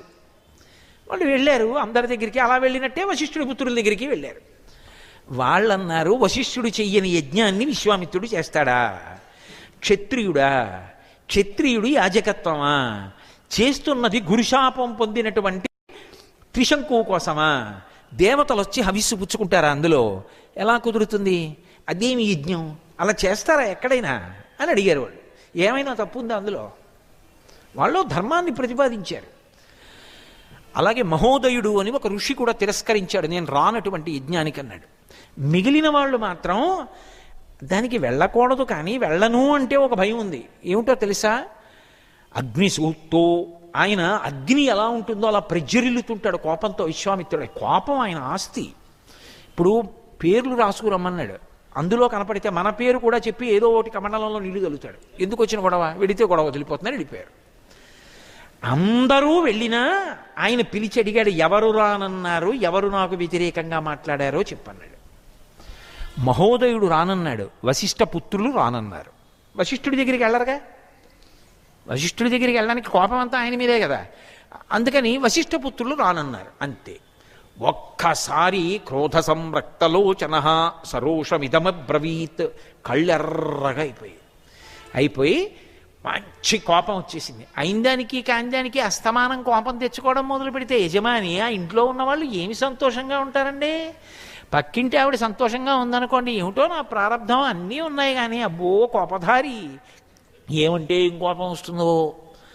ఆవిడికి బితుకుమంటూ ఉంటే ఇంట్లో పిల్లలకి భార్యకి ప్రాణాలు ఏమి సంతోషంగా ఉంటారు? ఉందా లేదా వదిలేయండి, ఆయన ప్రశాంతంగా ఉంటే ఇల్లు సంతోషం. కాబట్టి ఇప్పుడు చెప్పారు, వశిష్ఠపుత్రులు రామన్నారు, వ్యతిరేకంగా మాట్లాడారన్నారు. వెంటనే అన్నాడు, ఉత్తర క్షణం వాళ్ళు భస్మమైపోవుగాక. కోపం ఎంత పనిచేస్తుందో చూడండి. ఇప్పుడు తనన్న మాట సత్యం అవ్వాలంటే తన తపస్సు పోతుందా పోదా? ఇంకా మొదలెట్టాడు, దక్షిణ దిక్కుకు వచ్చి శాపం ఇచ్చేశాడు. పోయిందా తపస్సు అంతాను? పోను. అక్కడతో ఊరుకోలేదు, వీళ్ళందరూ భస్మమైపోవుగాక, 700 జన్మల పాటు వీళ్ళు శవభక్షకులగుదురుగాక. మామూలుగా కాదు, శ్వమాంస నీతాహారా ముష్టికా నామ నిర్ఘృణా వికృతాశ్చ విరూపాశ్చ లోకాననుచరంతిమాన్. వాళ్ళందరూ కూడా శ్వమాంస నియతాహారా, కుక్క మాంసం తినేవాళ్ళుగా మారిపోవాలి. 700 జన్మల పాటు శవభక్షకులు కావాలి. వికృతాశ్చ విరూపాశ్చ, వికృతమైనటువంటి రూపాలు, విరూపమైనటువంటి రూపాలు పొందాలి. లోకమంతా తిరుగుతూ ఉండాలి, ఒక చోట ఉండకుండా. అలా ఒక జన్మ కాదు, 700 జన్మలు వాళ్ళు అలా అయిపోవాలి. ఎంత తపస్సు పోయింది ఇప్పుడు. కోపం వల్ల చేసిన తపస్సు ఎంత ఉందో పోగొట్టుకున్న తపస్సు అంతా అయింది. ఇప్పుడు తపస్సు పోగొట్టుకున్నవాడై యజ్ఞానికి కూర్చున్నాడు. మహోదయుడు అన్నవాడు కూడా రాలేదన్నారు. అతను నిషాద కులమనందు జన్మించుగాక, నిషాద జాతి ఎందు జన్మించుగాక అన్నాడు. ఆయన్ని శపించాడు. కూర్చున్నాడు. దేవతలందరినీ పిలిచాడు. స్వాహా అని పిలిచి హవిస్సు పుచ్చుకోమన్నాడు. ఎవ్వరూ రాలేదు. ఇప్పుడు దేవతల మీద కోపం వచ్చింది. యజ్ఞం జరగట్లేదు, వాళ్ళు హవిస్సు పుచ్చుకోవట్లేదు. త్రిశంకు పక్కన కూర్చున్నాడు, శరీరంతో స్వర్గానికి వెళ్ళిపోదామని. చూశాడు, చిన్నతనం కదూ, అవమానం. ఎందుకు అవమానం? వశిష్ఠపుత్రులు చెప్పింది నిజమవుతోంది. ఆ వశిష్ఠ అన్న పేరు గుర్తొచ్చిందో మండిపోతుంటాడు. అమ్మ మళ్ళీ అదే నిజం అవుతోంది, ఎవడు రావట్లేదు. కోపం వచ్చేసింది. కోపం వచ్చేసి త్రిశంకు వంక చూశాడు. ఓ త్రిశంకువా, నిన్ను సశరీరంగా స్వర్గానికి పంపించలేనని అనుకుంటున్నావేమో. నువ్వు అలా బెంగ పెట్టుకోవలసినటువంటి అవసరం లేదు. నేను అపారమైనటువంటి తపస్సు చేశాను. పశ్యమే తపసో వీర్యం స్వార్జితస్య నరీశ్వర. నేను అపారమైనటువంటి తపస్సు చేసి ఉన్నాను. ఆ తపస్సు చేత నిన్ను స్వర్గలోకానికి పంపించేస్తున్నాను, ధారపోసేస్తున్నాను. కాబట్టి నువ్వు బెంగ పెట్టుకోకన్నాడు. అని సంకల్పం చేశాడు, వెళ్ళిపో శరీరంతో స్వర్గానికి అన్నాడు. ఎప్పుడైతే తన తపశ్శక్తి చేత అనుగ్రహించాడో త్రిశంకు శరీరంతో స్వర్గానికి వెళ్ళిపోయాడు. దేవతలందరూ స్వర్గంలో కూర్చుని ఉన్నారు. త్రిశంకు వచ్చేస్తున్నాడు. పైకి చూశాడు ఇంద్రుడు. ఇదేడు వీడెలా వచ్చేస్తున్నాడు స్వర్గలోకానికి అన్నాడు. విశ్వామిత్రుడు పంపించాడు, వచ్చేస్తున్నాడు, తపస్సు ధారపోశాడన్నారు. ఇంద్రుడు చూసి అన్నాడు, ఇతను స్వర్గలోకానికి రావడానికి వీల్లేదు సశరీరంగా. ఎందుచేత అంటే ఇతనుకి గురువు గారి యొక్క శాపం ఉంది అని. త్రిశంకో గచ్చభూయస్త్వం నాసి స్వర్గ కృతాలయ గురుశాప హతో మూఢాపత భూమి వవాక్షిరా అన్నాడు. గురువు యొక్క శాపమునకు వశుడై ఉన్నావు, నీకు గురుశాపం ఉంది, ఎలా వస్తావు స్వర్గానికి? రావడం కుదరదు. గురువుని కాదని ఇతరులను ఆశ్రయించి పైకొచ్చే ప్రయత్నం చేశావు కాబట్టి తలకిదులుగా కింద పడిపో అన్నాడు. తల కిందకి పెట్టి కాళ్ళు పైకి పెట్టి మళ్ళీ అంతే వేగంగా కింద పడిపోతున్నాడు. చూశాడు విశ్వామిత్రుడు. అమ్మా, నేను పంపిస్తే కిందకి పంపించేశారు. ఎక్కడ లేని కోపం వచ్చింది. ఆ స్రవం ఎత్తి పట్టుకున్నాడు. ఇలా సృక్కు స్రవం అని వాడతారు యజ్ఞంలో, అది ఎత్తి పట్టుకున్నాడు. ఒక్కసారి ఆకాశం వంక చూశాడు. చూసి ఎలా ఉన్నాడంటే ఆ తేజస్సుతోటి, ఆ కోపంలో ఎలా ఉన్నాడంటే, ముని మధ్యే సతేజస్వీ ప్రజాపతి రివాపర సృజన్ దక్షిణ మార్గస్థాన్ సప్తర్షీన్ అపరాన్ పునః నక్షత్రమండలం. ఆ సృక్కెత్తి పట్టుకుని దేవతలందరినీ పిలిచాడు. పిలిచి, మీరు నా మాట కాదన్నారు, త్రిశంకుని పంపించాను, వెనక్కి తోసేశారు. ఇప్పుడు కోపం వశిష్ఠుడి మించి దేవతల మీదకు పోయింది. మీరు స్వర్గలోకానికి త్రిశంకుని రానివ్వనన్నారు, నేను సశరీరంగా పంపిస్తానన్నాను. మీరు రానివ్వలేదు కాబట్టి వేరే స్వర్గాన్ని నిర్మిస్తున్నాను నా తపస్సుతో. ఇప్పుడు వశిష్ఠుడి మీద కోపం ఎంత దూరం పోతోంది, ఎంత పోతోంది తపశ్శక్తి. ఊరుకోలేదు, అలా అన్నాడు. నక్షత్ర మండలాన్ని అంతటినీ సృష్టించేశాడు. సప్తర్షుల్ని సృష్టించేశాడు. సృష్టించేసి ఇంద్రుడన్నవాణ్ణి కూడా వేరే ఇంద్రుడిని సృష్టిస్తాను, లేదా లోకంలో అసలు ఇంద్రుడన్నవాణ్ణి లేకుండా చేస్తానన్నాడు. దేవతలు గడగడలాడిపోయి కిందకు వచ్చారు. వచ్చి, విశ్వామిత్ర మహర్షి, ఏమైనా సందర్భం ఉందా ఈ కోపానికి? మళ్ళీ కొత్తగా దేవతల్ని సృష్టించడం ఏమిటి, జ్యోతిశ్చక్రాన్ని నిర్మించడం ఏమిటి, నక్షత్ర మండలం ఏమిటి, ఇంద్ర పదవిని సృష్టించడం ఏమిటి, ఇలా చెయ్యొచ్చా? శాంతించండి. అవతల గురుశాపం ఉంది, అతను స్వర్గానికి రాకూడదు. మీరు సృష్టి చేసినవి ఏ ఉన్నాయో అవి కూడా ఉంటాయి లోకంలో. కానీ పూర్వం నిర్మింపబడినటువంటి జ్యోతిశ్చక్రానికి వెలుపల ఉంటాయి ఇవన్నీ. ఈ నక్షత్ర మండలం, ఈ సప్తర్షి మండలం. దీంట్లో తలకిందులుగా వేలాడుతుంటాడు త్రిశంకు. సక్రమంగా నిలబడి ఉండడు, తలకిందులుగా వేలాడుతుంటాడు. కాబట్టి నువ్వు సృష్టించిన స్వర్గంలోకి వెళ్ళినట్టేగా, ఇక అక్కడతో ఆపు, ఇక సృష్టి చెయ్యకు, మంచి పద్ధతి కాదని నచ్చ చెప్పారు. అప్పటికి శాంతించాడు. శాంతించి ఊరుకున్నాడు. కానీ జరగవలసినది జరిగిపోయిందిగా. వశిష్ఠుడి మీద పెట్టుకున్న కోపం నిగ్రహించుకోలేక విర్రితలలు వేసి అటు తిరిగి ఇటు తిరిగి, అటు తిరిగి ఇటు తిరిగి మళ్ళీ చేసుకున్నటువంటి తపస్సు అంతటినీ పోగొట్టుకున్నాడు. ఇప్పుడు చూశాడు తన చుట్టూ ఉన్న ఋషుల వంక. నా తపస్సు అంతా పోయింది. ఈ మాట నాకు ఈ దక్షిణ దిక్కు కూడా వచ్చి రాలేదు, నేను పశ్చిమ దిక్కుకు వెళ్ళిపోతాను. వెళ్ళిపోయి అక్కడ పుష్కర క్షేత్రం ఉంది, పుష్కర క్షేత్రంలో కూర్చుని మహోగ్రమైన తపస్సు చేస్తానన్నాడు. అని ఆ పుష్కర క్షేత్రానికి వెళ్ళాడు. వెళ్ళి మహానుభావుడు అక్కడ తపస్సు మొదలెట్టాడు. 1000 సంవత్సరములు ఘోరమైన తపస్సు చేశాడు. చతుర్ముఖ బ్రహ్మగారు ప్రత్యక్షమయ్యారు. రాజర్షి అని పిలిచారు. ఏమిటి, ఇప్పటికి నేను ఉత్తర దిక్కుకెళ్ళి తపస్సు చేసి, దక్షిణ దిక్కుకెళ్ళి తపస్సు చేసి, పశ్చిమ దిక్కుకు వచ్చి తపస్సు చేసి 1000 ఏళ్ళు తపస్సు చేస్తే ఇప్పటికి నేను రాజర్షిని అయ్యానా అన్నాడు. అంతే అంతే అయ్యో అన్నాడు. చాలా పోయిందిగా మరి తపస్సు. ఇప్పటికి 1000 ఏళ్ళు తపస్సు చేస్తే రాజర్షి అయ్యావు. అయ్యో అనుకున్నాడు, చింతించాడు. చింతించి ఇంకా తపస్సు చెయ్యాలి అనుకుంటున్నాడు. ఈలోగా అంబరీషుడు అనబడేటటువంటి రాజు అటుగా శునశ్శేపుడు అని విశ్వామిత్రుడి యొక్క మేనల్లుడు, ఆయన్ని తీసుకుని వెళ్ళిపోతున్నాడు ఏదో యజ్ఞపశువుగా. తీసుకెళ్ళిపోతుంటే ఆ కుర్రవాడు చూసి ఏడిచాడు. అయ్యో, నన్ను యజ్ఞపశువుగా తీసుకెళ్ళిపోతున్నారు మామయ్య, నువ్వు నన్ను రక్షించగలిగిన వాడివి నువ్వు తప్ప ఇంకోడు లేడు, కాబట్టి మామయ్య ఎలాగైనా నువ్వే నన్ను రక్షించాలన్నాడు. ఒరే తప్పకుండా రక్షిస్తాను రా అన్నాడు. అక్కడ వరకు బాగానే ఉంది. యజ్ఞపశువుగా తీసుకుపోబడుతున్నాడు కాబట్టి అతని స్థానంలో ఇంకోడిని యజ్ఞపశువుగా పంపిస్తానని తన కొడుకుల్ని పిలిచాడు. ఒరే, వీడిని రక్షిస్తానని నేను మాట ఇచ్చానురా, తండ్రి మాట నిలబెట్టడం కన్నా గౌరవం ఏముంటుంది, అందుకని ఒక పని చేయండి, మీలో ఎవరైనా శునశ్శేపుడి బదులుగా యజ్ఞపశువుగా వెళ్ళి అగ్నిహోత్రాన్ని తృప్తిపరచండి, వెళ్ళండి అన్నాడు. వాళ్ళన్నారు కొడుకులందరూ, కథమాత్మసుతాన్ హిత్వా త్రాయసాన్యసుతం విభో శమాంస ఇవ భోజనే. ఇది ఎలా ఉందంటే, ఎవడైనా లోకంలో తన కడుపున పుట్టినటువంటి కొడుకులకు ప్రమాదం తీసుకొచ్చి బయట వాళ్ళ కొడుకుని రక్షిస్తాడా? ఇదేమిటిది? నువ్వేమో నీ కడుపున పుట్టిన మాలో ఎవరో ఒకడిని వెళ్ళి యజ్ఞపశువుగా ఉండమంటున్నావు, అగ్నిహోత్రాన్ని తృప్తిపరచమంటున్నావు, నీ మేనల్లుడైనటువంటి ఈ శునశ్శేపుణ్ణి రక్షిస్తానంటున్నావు. కథమాత్మసుతాం హిత్వా త్రాయసేన్యసుతం విభో శమాంసమివ పశ్యామ. ఇది ఎలా ఉంది అంటే, శమాంసమివ భోజనే, భోజనంలో కుక్క మాంసం తిన్నట్టుగా లేదు అన్నారు వాళ్ళు. అంతే, చూశాడు. నా మాట కాదంటారా? ఎక్కడ లేని కోపం వచ్చేసింది.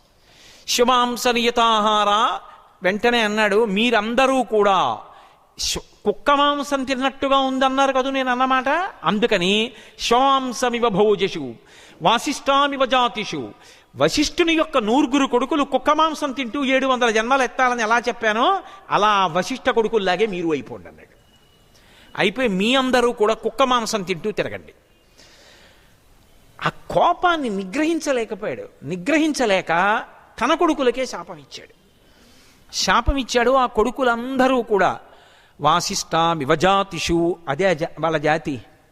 వశిష్ఠ కొడుకులు, ఇప్పుడు వశిష్ఠుడి కొడుకులు ఏ జాతిలో ఉన్నారో అలా వెళ్ళిపోండి అన్నాడంటే, వశిష్ఠుడి పేరు చెప్తే ఎంత భగ్గుమంటాడో చూడండి, అంత కోపం. ఆ జ్ఞాపకానికి వచ్చేటప్పటికి కొడుకులకు అంత శాపం ఇచ్చాడు. అంత కోపం వచ్చి శాపం ఇస్తే చేసిన తపస్సు మళ్ళీ ఏమైపోలా మళ్ళీ పోయింది తపస్సు. అందుకే నేను మీతో అన్నది, రామకృష్ణ పరమహంస చెప్పిన కథలో ఉడుము తోకకి రాయి కట్టినట్టు, కోపం ఉన్నవాడు సాధన చేసినా అలా జారిపోతుంటాడు వెనక్కి. అందుకని ఇప్పుడు మళ్ళీ చూశాడు, అయ్యయ్యో నా తపస్సు అంతా పోయింది, విశేషమైన బాధ పొంది, ఇలా కాదు, నేను పరమ నియమంగా ఎట్టి పరిస్థితుల్లోనూ కూడా క్రమం తప్పకుండా నేను మళ్ళీ తపస్సు చెయ్యాలనుకున్నాడు. చేశాడు, రాజర్షి అయ్యాడు. ఇక్కడ ఇంతవరకే జరిగింది. ఆ శునశ్శేపుణ్ణి రక్షించాలి, ఏదో ఆయన్ని ఆపస్తంభానికి కట్టినప్పుడు చదవవలసిన మంత్రాలు చెప్పాడు, దానివల్ల శునశ్శేపుడు రక్షింపబడ్డాడు. అటు కొడుకులు పోయారు, ఇటు తపస్సు పోయింది, కోపానిక వశపడిపోయాను, బాధపడ్డాడు. ఇలా కాదు, నేను ఇక్కడి నుంచి వెళ్ళిపోవాలి మళ్ళీ అనుకున్నాడు. అనుకుని మళ్ళీ ఉత్తర దిక్కుగా వెళ్ళిపోయి మళ్ళీ ఉత్తర దిక్కుకు వెళ్ళి మళ్ళీ తపస్సు మొదలుపెట్టాడు. గొప్ప తపస్సు చేశాడు. ఆ తపస్సు చేసినప్పుడు రాజర్షి అని పిలిచారు. ఇంత తపస్సు, ఋషి అని పిలిచారు. ఇంత తపస్సు ఇంతకు ముందు 1000 ఏళ్ళు చేస్తే రాజర్షి అని అయ్యాను, మళ్ళీ ఉత్తర దిక్కుకొచ్చి 1000 ఏళ్ళు తపస్సు చేస్తే ఋషిని అయ్యాను. ఇప్పటికీ నేను పొందిన స్థానం ఇదే, ఎప్పటికీ బ్రహ్మర్షిని అవుతాను వశిష్ఠుడితో సమానంగా అనుకున్నాడు. అనుకుని సంతోషమూ పొందలేదు, దుఃఖమూ పొందలేదు, మళ్ళీ తపస్సు మొదలెట్టాడు. ఈలోగా ఆయన తపస్సుని భగ్నం చేయడం కోసం దేవేంద్రుడు మేనకని పంపించాడు. ఆ మేనక వచ్చి ఆ ఎదురుగుండా ఉన్న కౌశికీ నదీ జలాల్లో స్నానం చేసి తిరుగుతోంది. ఆవిడ్ని చూసి కామమోహితుడయ్యాడు. కామమోహితుడై తన ఆశ్రమానికి ఆహ్వానించాడు. ఆ మేనక తన ఆశ్రమానికి వచ్చింది. ఆమెతో కాలం గడుపుతుండగా 10 ఏళ్ళు అయిపోయి. కామక్రోధములు ఎలా ఉంటాయో చూడండి. 10 ఏళ్ళు గడిచిపోయాక ఓ రోజు గుర్తొచ్చింది, రే 10 ఏళ్ళు అయిపోయాయి, తపస్సు కోసం కదా ఇక్కడికి వచ్చాను, ఈ మేనక్కి లొంగిపోయాను ఏమిట్రా అనుకున్నాడు. అలా అనుకోగానే అనుమానం వచ్చింది, దేవతలే పంపించుంటారు ఈ మేనకని అని క్రోధంతో చూశాడు ఆవిడ వంక. ఆవిడ గజగజ వణికిపోయింది శాపం ఇస్తాడని. 10 ఏళ్ళు కలిసి ఉన్నాను పోన్లే ఎందుకని విడిచిపెట్టాడు. విడిచిపెట్టి ఇలా కాదు, నేను పరమ నియమంగా తపస్సు చెయ్యాలి, ఎవరికీ లొంగకూడదు, కన్ను తెరవకూడదు అనుకున్నాడు. అనుకుని మహానుభావుడు 1000 సంవత్సరములు ఘోరాతి ఘోరమైన తపస్సు చేశాడు. చతుర్ముఖ బ్రహ్మగారు వచ్చాడు దేవతలతో. మహర్షి అని పిలిచాడు. అప్పటికి ఎన్ని వేల సంవత్సరాలు అయింది, అప్పటికి మహర్షిత్వం వచ్చింది. ఆయన అన్నాడు, మహర్షి శబ్దమతులం సార్జితై కర్మభై శుభై. అది రైటే, మీరు చెప్పింది బాగుంది, నన్ను మహర్షి అన్నారు, కానీ నేను జితేంద్రుడిని అయ్యానా, ఇంద్రియములను గెలిచానా అని అడిగాడు. మహర్షి అయ్యావు, ఇంద్రియములను గెలవలేదన్నాడు. ఏమిటి, ఇప్పటికి నేను ఇంకా మహర్షిని అయ్యాను, ఇంద్రియాలు గెలవలేదా? ఎప్పటికీ బ్రహ్మర్షిని అవుతాను, ఎప్పటికీ వశిష్ఠుడి దగ్గరికి ఎడతాను, ఎప్పటికీ వశిష్ఠుడితో సమానంగా నిలబడి వశిష్ఠుడి సంగతి చూస్తాను. కడుపులో వశిష్ఠుడి మీద కోపం, కానీ సాధన కింద తిరుగుతోంది, భగవత్పాదములు పట్టుకున్నాడు. మళ్ళీ తపస్సు మొదలుపెట్టాడు. ఉత్తర దిక్కున బ్రహ్మాండమైనటువంటి తపస్సు చేస్తాను, ఈసారి ఏది ఏమైపోయినప్పటికీ కూడా చెలించను మనసులో. 1000 సంవత్సరములు ఘోరాతి ఘోరమైనటువంటి తపస్సు చేశాడు. తపస్సు చేసిన తర్వాత ఇంద్రుడు రంభని పంపాడు. రంభని ఎట్టి పరిస్థితుల్లో వెళ్ళను మహాప్రభో, కోపగించాడా, అలా ఇలా ఉండదండి, తప్పదు, నేను కూడా వస్తాను, వసంతుడు వస్తాడు, నేను కోకిల రూపాన్ని పొందుతాను, గానం చేస్తాను, పరవశుడవుతాడు, రమ్మన్నాడు. రంభ వచ్చి ఎదురుగుండా ఏదో నాట్యం చేస్తోంది. ఇంద్రుడు కోకిల రూపాన్ని పొందాడు. అకస్మాత్తుగా వసంత ఋతువు వచ్చింది, చెట్లన్నీ పుష్పించాయి, ఎంతో మనోహరంగా ఉంది. కోయిల పాట విని విశ్వామిత్రుడికి బహిర్ముఖుడయ్యాడు. వసంత ఋతువు ఇవన్నీ చూశాడు, మనస్సులో ఉల్లాసం కలిగింది. జ్ఞాపకానికి వచ్చింది, అకస్మాత్తుగా వసంత ఋతువు ఎలా వచ్చింది, కోయిల పాట ఎందుకు పాడింది, రంభెందుకు నృత్యం చేస్తోంది, ఓహో దేవతలు నన్ను మళ్ళీ లోభపెడుతున్నారు, మేనక్కి లొంగినట్టు లొంగుతాననుకుంటున్నారని ఎక్కడలేని కోపం వచ్చింది. ఈసారి మళ్ళీ మేనక్కి కామానికి లొంగాడు. ఒక్కసారి కోపం వచ్చింది, నిగ్రహించుకోలేకపోయాడు. ఎన్మేలో భయసే రంబే కామక్రోధ జయీషిణం దశవర్ష సహస్రాణి శైలీస్తాస్యసి దుర్భగి అన్నాడు. నేనేదో కామక్రోధాలు గెలుద్దామని ముక్కు మూసుకు తపస్సు చేసుకుంటుంటే నన్ను కామపరవశుణ్ణి చేద్దామని వచ్చి ఎదురుగుండా నృత్యం చేస్తున్నావా, 1000 సంవత్సరముల పాటు శిలవైపోదువుగాక అన్నాడు. కోపానికి లొంగిపోలా మళ్ళీ. ఒక బ్రాహ్మణోత్తముడు వచ్చి నిన్ను అనుగ్రహిస్తాడులే, అప్పుడు శాప విమోచనం అన్నాడు. ఆవిడ శిలైపోయి చూసుకున్నాడు. అయ్యో 1000 ఏళ్ళు తపస్సు చేశాను, 1000 ఏళ్ళు శిలవమని రంభకి శాపం ఇచ్చాను, మళ్ళీ కోపానికి లొంగిపోయాను, మళ్ళీ పోయింది తపస్సు. ఈసారి ఏది ఏమైపోని కళ్ళు తెరవను, నోరు విప్పను, మాట మాట్లాడను, ఘోరాతి ఘోరమైన తపస్సు చేస్తాను. తూర్పు దిక్కుకు వెళ్ళాడు. ఇప్పుడు తూర్పు దిక్కుకు వెళ్ళి 1000 ఏళ్ళు తపస్సు చేశాడు. తపస్సు చేసి 1000 సంవత్సరముల తపస్సు తర్వాత అన్నం తినాలనిపించింది. అన్నం తిందామని ఇలా అన్నపాత్ర పెట్టుకున్నాడు. అంటారంటే ఆకలి బాధ, అంత ఆకలితోటి 1000 ఏళ్ల తర్వాత ఇంత అన్నం తిందాం అనుకుంటే ఏం చేస్తాడో చూద్దామని ఇంద్రుడు బ్రాహ్మణ రూపంలో వచ్చి భవతి భిక్షాం దేహి అన్నాడు. 1000 ఏళ్ల తర్వాత అన్నం తిందామని వస్తే ఇప్పుడే భవతి భిక్షాం దేహి అని కోప్పడ్డాడు అనుకోండి, మళ్ళీ చెప్పిస్తాడు. అందుకు వచ్చాడు ఇంద్రుడు. చూశాడు, నోరు విప్పానా లేనిపోని గొడవ, ఎట్టి పరిస్థితుల్లో కోప్పడ్డా. ఈ కోపమే నా కొంప ముంచేస్తోంది. ఎంత నిగ్రహించుకున్నాడండి మహానుభావుడు, ఎంత కష్టపడ్డాడు. ఆ అన్నపాత్రలో ఉన్నటువంటి అన్నాన్ని ఇంద్రుడికి ఇచ్చేశాడు. ఇంద్రుడని తెలిసి కూడా మెతుకు ముట్టుకోకుండా మళ్ళీ తపస్సు మొదలెట్టాడు. మళ్ళీ 1000 ఏళ్ళు ఘోరమైన తపస్సు చేశాడు. ఆయన యొక్క శిరస్సు నుంచి ధూమం బయలుదేరింది, తపోధూమం, లోకాలన్నింటినీ ముంచేస్తోంది. చూశాడు. దేవతలు ఋషులు అందరూ చూసి ఇలాగే విడిచిపెడితే ఈయన యొక్క తపోధూమం లోకాలన్నింటినీ కప్పేస్తుంది, ఉపద్రవం వస్తుందని చతుర్ముఖ బ్రహ్మగారి దగ్గరికి పరిగెత్తారు. హే భగవన్, విశ్వామిత్రుడు చేస్తున్నటువంటి ఘోరమైనటువంటి తపస్సు వల్ల ఆయన తపోధూమం లోకాలని కప్పేస్తోంది, కాబట్టి అనుగ్రహించండి అన్నారు.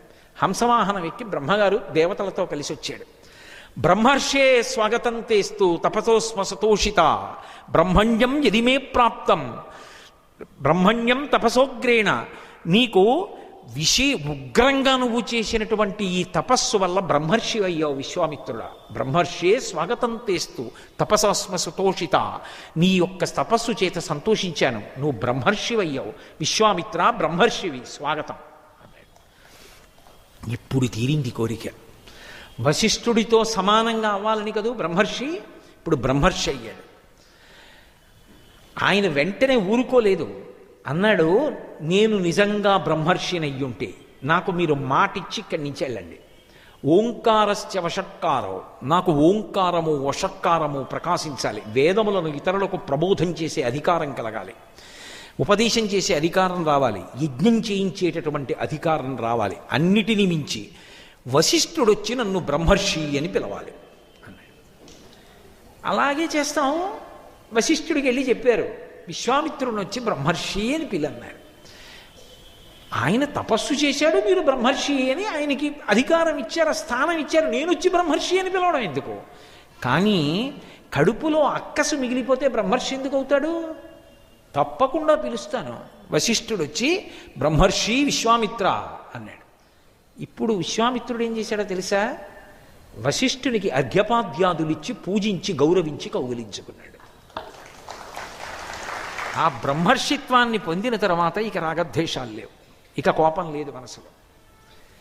ఆ స్థాయికి వెళ్ళిపోయిన తర్వాత ఇక కోపం ఉండే అవకాశం లేదు, అప్పటి వరకే ప్రతిబంధకం. ఏదో ఒక వ్యక్తి ఒక మహాత్ముడు కావాలి అంటే ఎంత సాధన ఉంటుందో చూడండి. సాధనలో ఎక్కడ కూర్చున్నాడు, ఎలా కూర్చున్నాడు కన్నా ప్రథమ శత్రువు ఎవరు అంటే కోపమే. అంత కష్టపడితే మహానుభావుడు బ్రహ్మర్షిత్వాన్ని పొందాడు. అందుకే బ్రహ్మర్షి అయిపోయిన తర్వాత విశ్వామిత్రుని యొక్క రూపం వేరుగా ఉంటుంది. అంతకు ముందున్నటువంటి రూపము అంటే నా ఉద్దేశం ఏదో బాహ్యంలో ఉండే రూపము అని కాదు, నేను ప్రతిపాదిస్తున్నది. సామాన్యంగా లోకంలో ఏమంటారంటే విశ్వామిత్ర మహర్షి వచ్చారంటే బాబోయ్ కోపధారి, ఆయనకి కోపం ఎక్కువ అంటారు.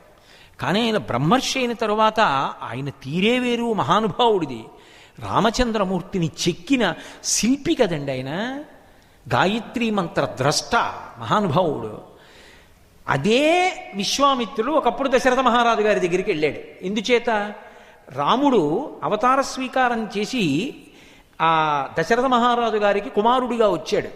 వచ్చినప్పుడు వశిష్ఠ మహర్షి విద్యాభ్యాసం అంతా చేయించారు.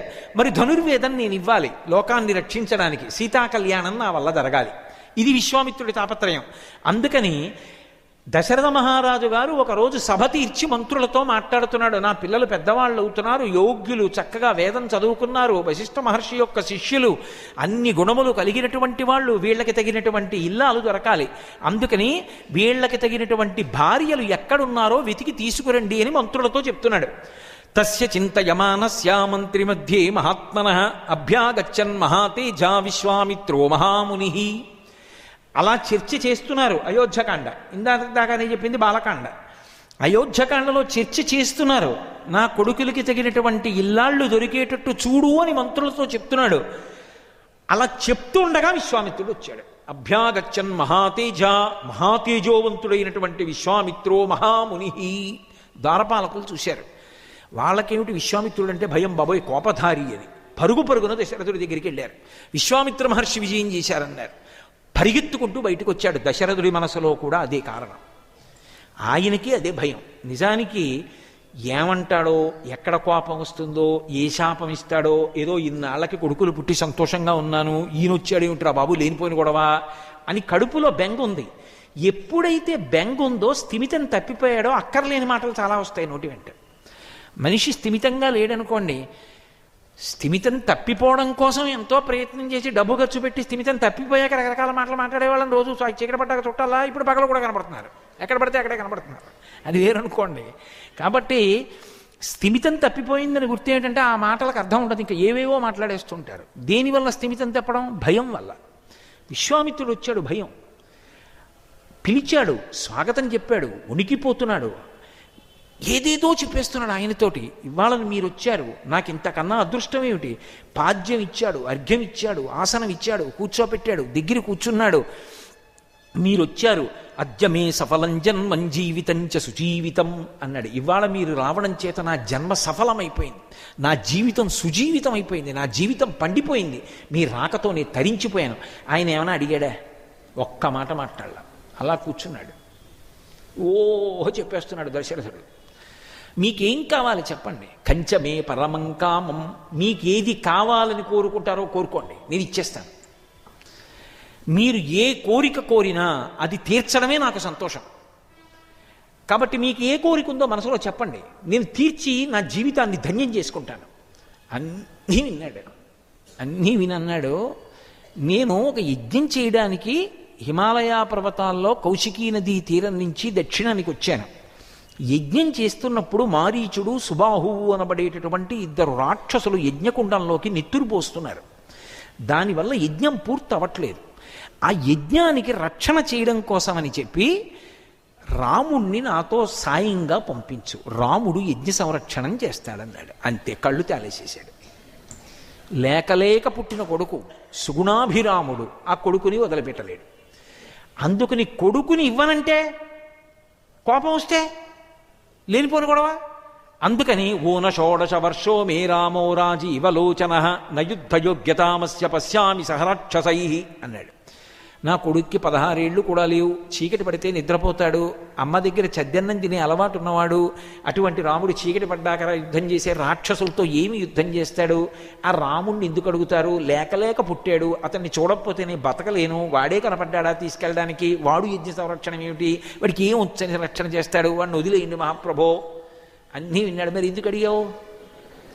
నేనేమైనా అడిగానని నిమ్మని? నువ్వే కదా అడిగావు నా వెంటపడి. మీకేం కావాలి చెప్పండి. అద్యమే సఫలం జన్మం జీవితంచ సుజీవితం కంచమే పరమం కామం, ఇన్ని మాటలు అన్నావు. పోని ఊరుకున్నాడా? పోని నన్ను రమ్మంటారా? నేను వస్తాను చతురంగ బలాలతో. నేను వస్తే మాత్రం మారీచుడితోటి సుబాహువుతోటి యుద్ధం చేయగలనా? నేను చేయలేను. ఇదేమిటి ఇంత విషమ పరీక్ష వచ్చింది, రాముణ్ణి వదిలి నేను ఉండలేని అని బెంగ పెట్టుకుని ఏదేదేదేదేదో మాట్లాడుతున్నాడు పాపం కొడుకు మీద భ్రాంతితో. అన్నీ విన్నాడు. విశ్వామిత్రుడు అన్నాడు, అహం వేద్మి మహాత్మానం రామం సత్యపరాక్రమం వశిష్ఠోపి మహాతేజాయే చైమే తపసి స్థితాః అన్నాడు. నీకేం తెలుసు రాముడంటే అన్నాడు. ఎవరిని? దశరథుడిని. నీకేం తెలుసు రాముడంటే? నా కొడుకు కొడుకు కొడుకు అంటున్నావు, నీకు అదొక్కటే తెలుసు. రాముడెవరో నాకు తెలుసు. రాముడెవరో ఇదిగో వశిష్ఠ మహర్షికి తెలుసు. ఇప్పుడు ఆ క్రోధం లేదు. వశిష్ఠుడికి తెలుసు. ఈ సభలో ఉన్నటువంటి తపస్సులైనటువంటి వారికి తెలుసు. నీకేం తెలుసు అంటే నీ కొడుకు అన్నదొక్కటే తెలుసు. ఏమిటి దాని రహస్యం? రాముడు విష్ణువు అవతారం, రాక్షస సంహారం కోసం వచ్చాడు. రావణ సంహారానికి రాముడు శ్రీరాముడు కావాలి. రాక్షస సంహారానికి కావలసిన అస్త్ర విద్య కావాలి. అదంతా ఇవ్వగలిగిన దక్షుణ్ణి నేను. అది ఇవ్వడానికి రాముణ్ణి పూర్ణుణ్ణి చేయడానికి తీసుకెళ్లాలనుకుంటున్నాను. నీకేం తెలుసు పిచ్చాడా? రాముడు ఏం రక్షిస్తాడు, ఏం రక్షిస్తాడంట ఏంటి? రాముణ్ణి ఎలా తయారు చేయాలో, ఎలా మలచాలో నాకు తెలుసు. అమాయకత్వంతో, పుత్రభ్రాంతితో, చిత్తచాంచల్యంతో పంపించనంటున్నావు. ఇది ఆయన హృదయం. నిందావాక్యం పలకలేదు. అహం వేద్మి మహాత్మానం రామం సత్యపరాక్రమం. సత్యపరాక్రముడైన రాముడెవరో నాకు తెలుసు. వశిష్ఠోపి మహాతేజ, వశిష్ఠుడికి తెలుసు. ఏ చేమే తపసి స్థితాః, ఇక్కడున్న తపస్సులకు తెలుసు. నీకు తెలియదు. కానీ నువ్వు ఏదడిగితేది ఇచ్చేస్తాను, ఏదడిగితేది ఇచ్చేస్తానని నా వెంటపడ్డావు. నిజంగా నేను అడిగిన తరువాత ఇవ్వలేను అంటున్నావు. యదీదంతే క్షమన్ రాజన్, ఇలాగే ఉంటుంది. గమిష్యామి యథాగతం మిథ్యా ప్రతిజ్ఞ కాకుచ్ఛా సుఖీభవ సబాంధవ అన్నాడు. నేను అడక్కముందే నీకేం కావాలడుగు, ఏం కావాలడుగు అన్నావా? నేను అడిగిన తర్వాత నేను ఎలా పంపిస్తానంటున్నావా? అంటే ఏదైనా ఇస్తానన్న ప్రతిజ్ఞ భంగం చేశావా లేదా? మిథ్యా ప్రతిజ్ఞ కాకుచ్ఛా, కాకుచ్చుని యొక్క వంశంలో పుట్టావు. అంత గొప్ప వంశంలో పుట్టి మాట ఇచ్చి తప్పి ప్రతిజ్ఞాభంగం చేసిన ఓ దశరథ మహారాజా 10 కాలములు సంతోషంగా బ్రతికెదవుగాక అన్నాడు. కోపగించలేదు. ఎందుకని బ్రహ్మర్షి అయిపోయాడు. ఆశీర్వచనమే. కోపానికి స్థానం లేదు. ఇంకా లోకం ఉనికిపోయింది. ఎక్కడన్నా శపిస్తాడేమోనని ఆయన ఏమీ అనలేదు. వశిష్ఠుడు లేచాడు సభలోంచి. దశరథ మహారాజా నీకేం తెలుసు విశ్వామిత్రుడంటే? ఇద్దరూ ఇప్పుడు బ్రహ్మర్షులు. ఇద్దరి మధ్య ఆ కోపం కానీ ఏమీ ఉండవు. ఇక ఆ స్థాయి ఎటువంటిదండి? అసలు దాని గురించి మాట్లాడడానికి ఏం మాటలు సరిపోతాయని దాని గురించి మాట్లాడడం, అసలు ఆ స్థాయి అటువంటిది. ఒకరి హృదయాలు ఒకరికి అర్థమవుతాయి. కామకోటి పీఠాధిపత్యం వహించిన చంద్రశేఖరేంద్ర సరస్వతి మహాస్వామి వారు అరుణాచలం వెళ్ళి గిరి ప్రదక్షిణానికి బయలుదేరారు. రమణాశ్రమంలో భగవాన్ రమణులు కూర్చున్నారు. ఇద్దరు ఆ స్థాయికి చెందినవారే. రమణ మహర్షి అంతేవాసులు అన్నారు, చంద్రశేఖరేంద్ర సరస్వతి మహాస్వామి వారు గిరి ప్రదక్షిణానికి వెడుతున్నారు, ఆయన్ని చూడ్డానికి మీరు వస్తారా అన్నారు. రమణులు అన్నారు, నేనొకటి మహాస్వామి ఒకటి అని రెండున్నాయా అన్నారు. ఉన్నదొక్కటే, ఏకం సత్, అది తప్ప ఇంకొకటి లేదు, ఒక ఆత్మ అన్నది ఆయన భావన. మహాస్వామి వారు వెళ్ళిపోతూ ఆశ్రమం ముందు ఒకసారి నిలబడి ఇలా లోపలికి చూశారు. చూసి వెళ్ళిపోయారు. ఆయన పాల్బ్రాంటన్తో మాట్లాడినప్పుడు దక్షిణ దేశంలో అద్భుతమైనటువంటి గురువు భగవాన్ రమణులు ఇద్దరే ఉన్నారు. ఒకరు ఉత్తర భారతదేశంలో కాశీపట్టణంలో ఒక ఇంట్లో తలుపేసుకుని ఉంటాడు. ఆయన దర్శనం అవ్వదు నీకు. నువ్వు చూడగలిగిన ఏకైక గురువు దక్షిణ దేశంలో ఒక్క రమణ మహర్షియే. ఆయన దర్శనం చెయ్యి, నీ కోరిక తీరుతుందన్నారు. ఆ మహాస్వామి ఆదేశం మేరకే వెళ్ళాడు బ్రాంటన్ రమణ మహర్షి దగ్గరికి. కాబట్టి ఇద్దరుగా కనపడి ఒక్కటైనట్టు వాళ్ళ స్థాయి అలా ఉంటుంది ఆ బ్రహ్మర్షిత్వం చేత. అందుకే వశిష్ఠుడు విశ్వామిత్రుడి గురించి తక్కువ చేయడు, విశ్వామిత్రుడు వశిష్ఠుడి గురించి తక్కువ చేయడు. తెలియక ఏదో పాత కథని బట్టి విశ్వామిత్రుడు ఏదో కొప్పడతాడని వాళ్ళు అనుకోవాలంతే, మహానుభావుడు అనడం. అందుకే వశిష్ఠుడు లేచి అన్నాడు, ఆయన ఎవరనుకుంటున్నావో తెలుసా? ఏష విగ్రహవాం ధర్మ, ఏష వీర్యవతాం వరః, ఏష బుద్ధ్యాధికో లోకే తపసశ్చ పరాయణం అన్నాడు. ఎవరో తెలుసా విశ్వామిత్రుడంటే? ఏష విగ్రహవాం ధర్మ, ధర్మాన్ని తీసుకొచ్చి రాశీభూతం చేసేస్తే అదే విశ్వామిత్రుడు. ఎవరు మాట్లాడుతున్నది? వశిష్ఠుడు. ఏష విగ్రహవాం ధర్మ, ఏష వీర్యవతాం వరః, ఆయనని మించిన పరాక్రమవంతుడు లేడు. ఎందుకో తెలుసా? ధనుర్వేదం దగ్గర నుంచి ఋషులకు, రాక్షసులకు, యక్షులకు, గంధర్వ, కిన్నెర, కింపురుషాదులకు తెలిసిన అస్త్రాలన్నీ తెలిసినవాడు ఆయన ఒక్కడే సాంగోపాంగంగా. ఆయన తలుచుకుంటే ఏమైనా ఇవ్వగలడు రామచంద్రమూర్తికి. దుర్నిరీక్షుణ్ణి చేస్తాడు. ఆయన అవన్నీ ఇచ్చిన తర్వాత రాముడికి ఆపద నీకేం తెలుసు దశరథ? కాబట్టి ఏష విగ్రహవాం ధర్మ, ఏష వీర్యవతాం వరః, ఏష బుద్ధ్యాధికో లోకే, బుద్ధిలో విశ్వామిత్రుణ్ణి మించిన వాడు లేడు. ఎవరు మాట్లాడుతున్నది? ఇది వశిష్ఠుడు. అది మహాత్ముల యొక్క జీవితాలంటే. ఏష బుద్ధ్యాధికో లోకే తపసశ్చ పరాయణం, నడిచి వెడుతున్న తపస్సు విశ్వామిత్రుడంటే. ఆయనతో కొడుకుని పంపించడానికి బెంగ పెట్టుకుంటామేమయ్యా, పంపించు అన్నాడు. వెంటనే అప్పుడు పంపించాడు కొడుకుని.